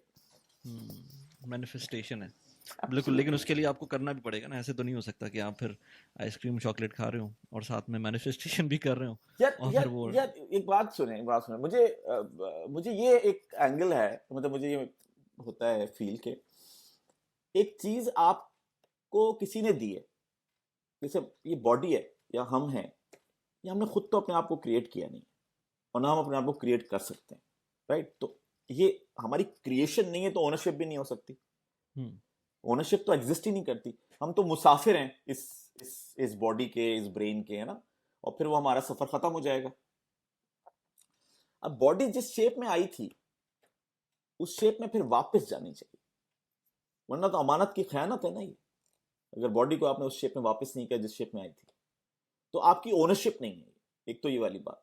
दूसरा ये कि ये जो हम बात करते हैं ना, हेरिडिटी चल रही है, ओ जी वो तो अच्छा मेरी तो मदर को भी था, इसको था, उसको, तो यार बेसिकली जब आप ये कहते हैं ना, तो आप कहते हैं यार मैं क्या करूं, मेरे कंट्रोल में थोड़ी है, मैं क्या करूं। मुझे ये बताइए कि ये मतलब इंसान जब से पैदा हुआ था तब से अल्लाह ताला ने डाली हुई थी डायबिटीज उसके सिस्टम में? नहीं, ये तो आपने गलत खा खा के अपने अंदर एक मल फंक्शनिंग क्रिएट कर ली है। वो मल फंक्शनिंग जो है वो आपके आबाओ अजदाद में आ गई, ठीक है, वो अब ट्रांसफर हो रही है। अच्छा, एज ए ह्यूमन बीइंग अगर आप ये बात समझ गए तो आप ये नहीं चाहेंगे कि ये आपके बच्चों में ना जाए, या ये नहीं चाहेंगे कि बच्चों के बच्चों में ना जाए? नहीं चाहेंगे। ये तो आपकी रिस्पॉन्सिबिलिटी है ना, कि अगर कोई बुरी चीज आ गई है तो वो आगे ट्रांसफर नहीं करनी, ये तो आपकी रिस्पॉन्सिबिलिटी है। तो ये जो डीएनए है ये तो कंटिन्यूसली चेंज हो रहा होता है। यानी हम लोग उस दिन ऐसी बात कर रहे थे, हम कहते थे देखो हमारे बच्चे अर्ली स्टेज में हो गए, जल्दी शादी हो गई, अगर अब हमारा बेबी होता है, अब हमारा बेबी बहुत डिफरेंट होगा। क्यों डिफरेंट होगा? क्योंकि हम चेंज हो गए, हमारा लाइफस्टाइल चेंज हो गया, हमारी सोच चेंज हो गई है, हमारी पता नहीं क्या क्या चीजें चेंज हो गई। तो अब हमारा अगर अभी बेबी हुआ और अब वो बेबी, तो वो बहुत डिफरेंट बेबी होगा, क्योंकि हमने अपने डीएनए को मॉडिफाई कर लिया। और यही तो वजह है कि जो हम ये जो है ना पीछे से आ रहा है ना, आपका डीएनए आ रहा है पीछे, राइट? तो बहुत सारी चीजें जो हमें नॉर्मल लगती हैं वो इसलिए हमें नॉर्मल लगती है क्योंकि वो डीएनए के अंदर आई हुई है सारी की सारी। बोलना, शोलना, ये हलना जुलना, और फिर कभी भी आपको लगता है यार चाचा जैसा लग रहा है कोई कहते यार ये, अरे ये तो बिल्कुल वो भाई लग रहा है जिन्होंने हमारे आबा अजदाद देखे हुए होते हैं। क्यों देखे हुए होते हैं? तो वो होता ही है कि वो डीएनए में वो गिफ्ट आया जा रहा है। तो अब आपको पता है कि मेरे डीएनए में क्या प्रॉब्लम्स हैं, और अब आपकी रिस्पॉन्सिबिलिटी है इस चीज की कि आप इसको डिले करें, बच्चों को एजुकेट करें, ताकि अगली जनरेशन में वो बच्चा और कोशिश करे कि ये और डिले। तो जितनी डिले होगी, मैं ये नहीं कह रहा कि नहीं होगी, क्योंकि वो डीएनए में है, उसको एक्सपेडाइट ना करें। यानी जिसने 60 इयर्स की एज में किक ऑफ होना था, वो आप 30 साल में किक ऑफ करके बैठे हुए। मैं बता दूं, मैं रोज एक कोक का कैन पीता था, इतना एडिक्ट था मैं डायबिटीज से पहले, पता ही नहीं था हमें। अगर मुझे पता होता ये चीज अर्ली स्टेज में मुझे पता चलती होती, तो मेरी डायबिटीज 55 में आती, या 60 में आती, या 65 में आती, मैंने उसको स्पीड अप करके 40 में कर लिया। और मैं अपने बच्चों से बोलता हूँ मैंने 40 में किया है, तुमको 30 में होगी अगर तुमने अपने आप को नहीं इस वक्त वो किया हुआ। तो खैर हम तो शुरू से हुए थे, तो बच्चों ने हमारी ड्रिंक्स विंक्स नहीं की, और फिर हमारे तो अब घर में चीज़ें काफ़ी चेंज हो गई हैं। और आपको किचन चेंज करना होगा। और एक और भी बहुत इंपॉर्टेंट मैसेज है जो मैं आपके थ्रू देना चाहूँगा, मैं नॉर्मल हूँ, जो बाकी गलत खा रहे हैं वो अब नॉर्मल है और अगर सही नहीं है सही तो हो जाएंगे। हाँ तो जिस तरह से लोग ही कहते हैं कि यार वो तुम हमारे साथ बेस पे बैठे हो, तुम ये फील कर रहे होगे कि तुम क्या मिस कर रहे हो।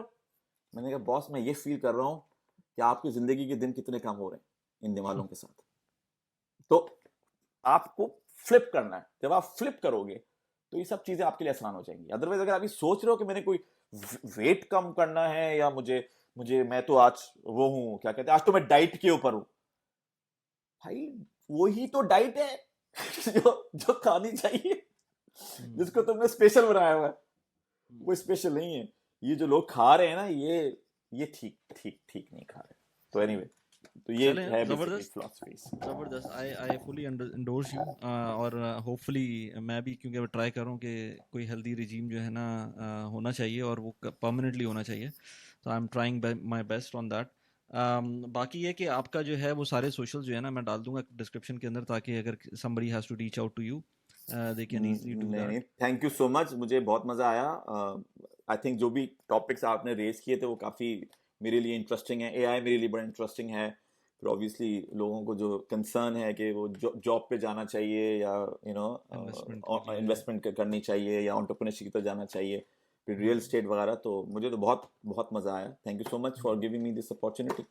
नहीं सर, बिल्कुल, it was my pleasure and I hope कि we keep on collaborating like that. Absolutely, बिल्कुल बिल्कुल बिल्कुल, वो जंबील ही है ना, मैसेज है, शेयरिंग है, हाँ पता नहीं कहाँ से कहाँ पहुंचेगी और किसको क्या हाँ, फायदा होगा।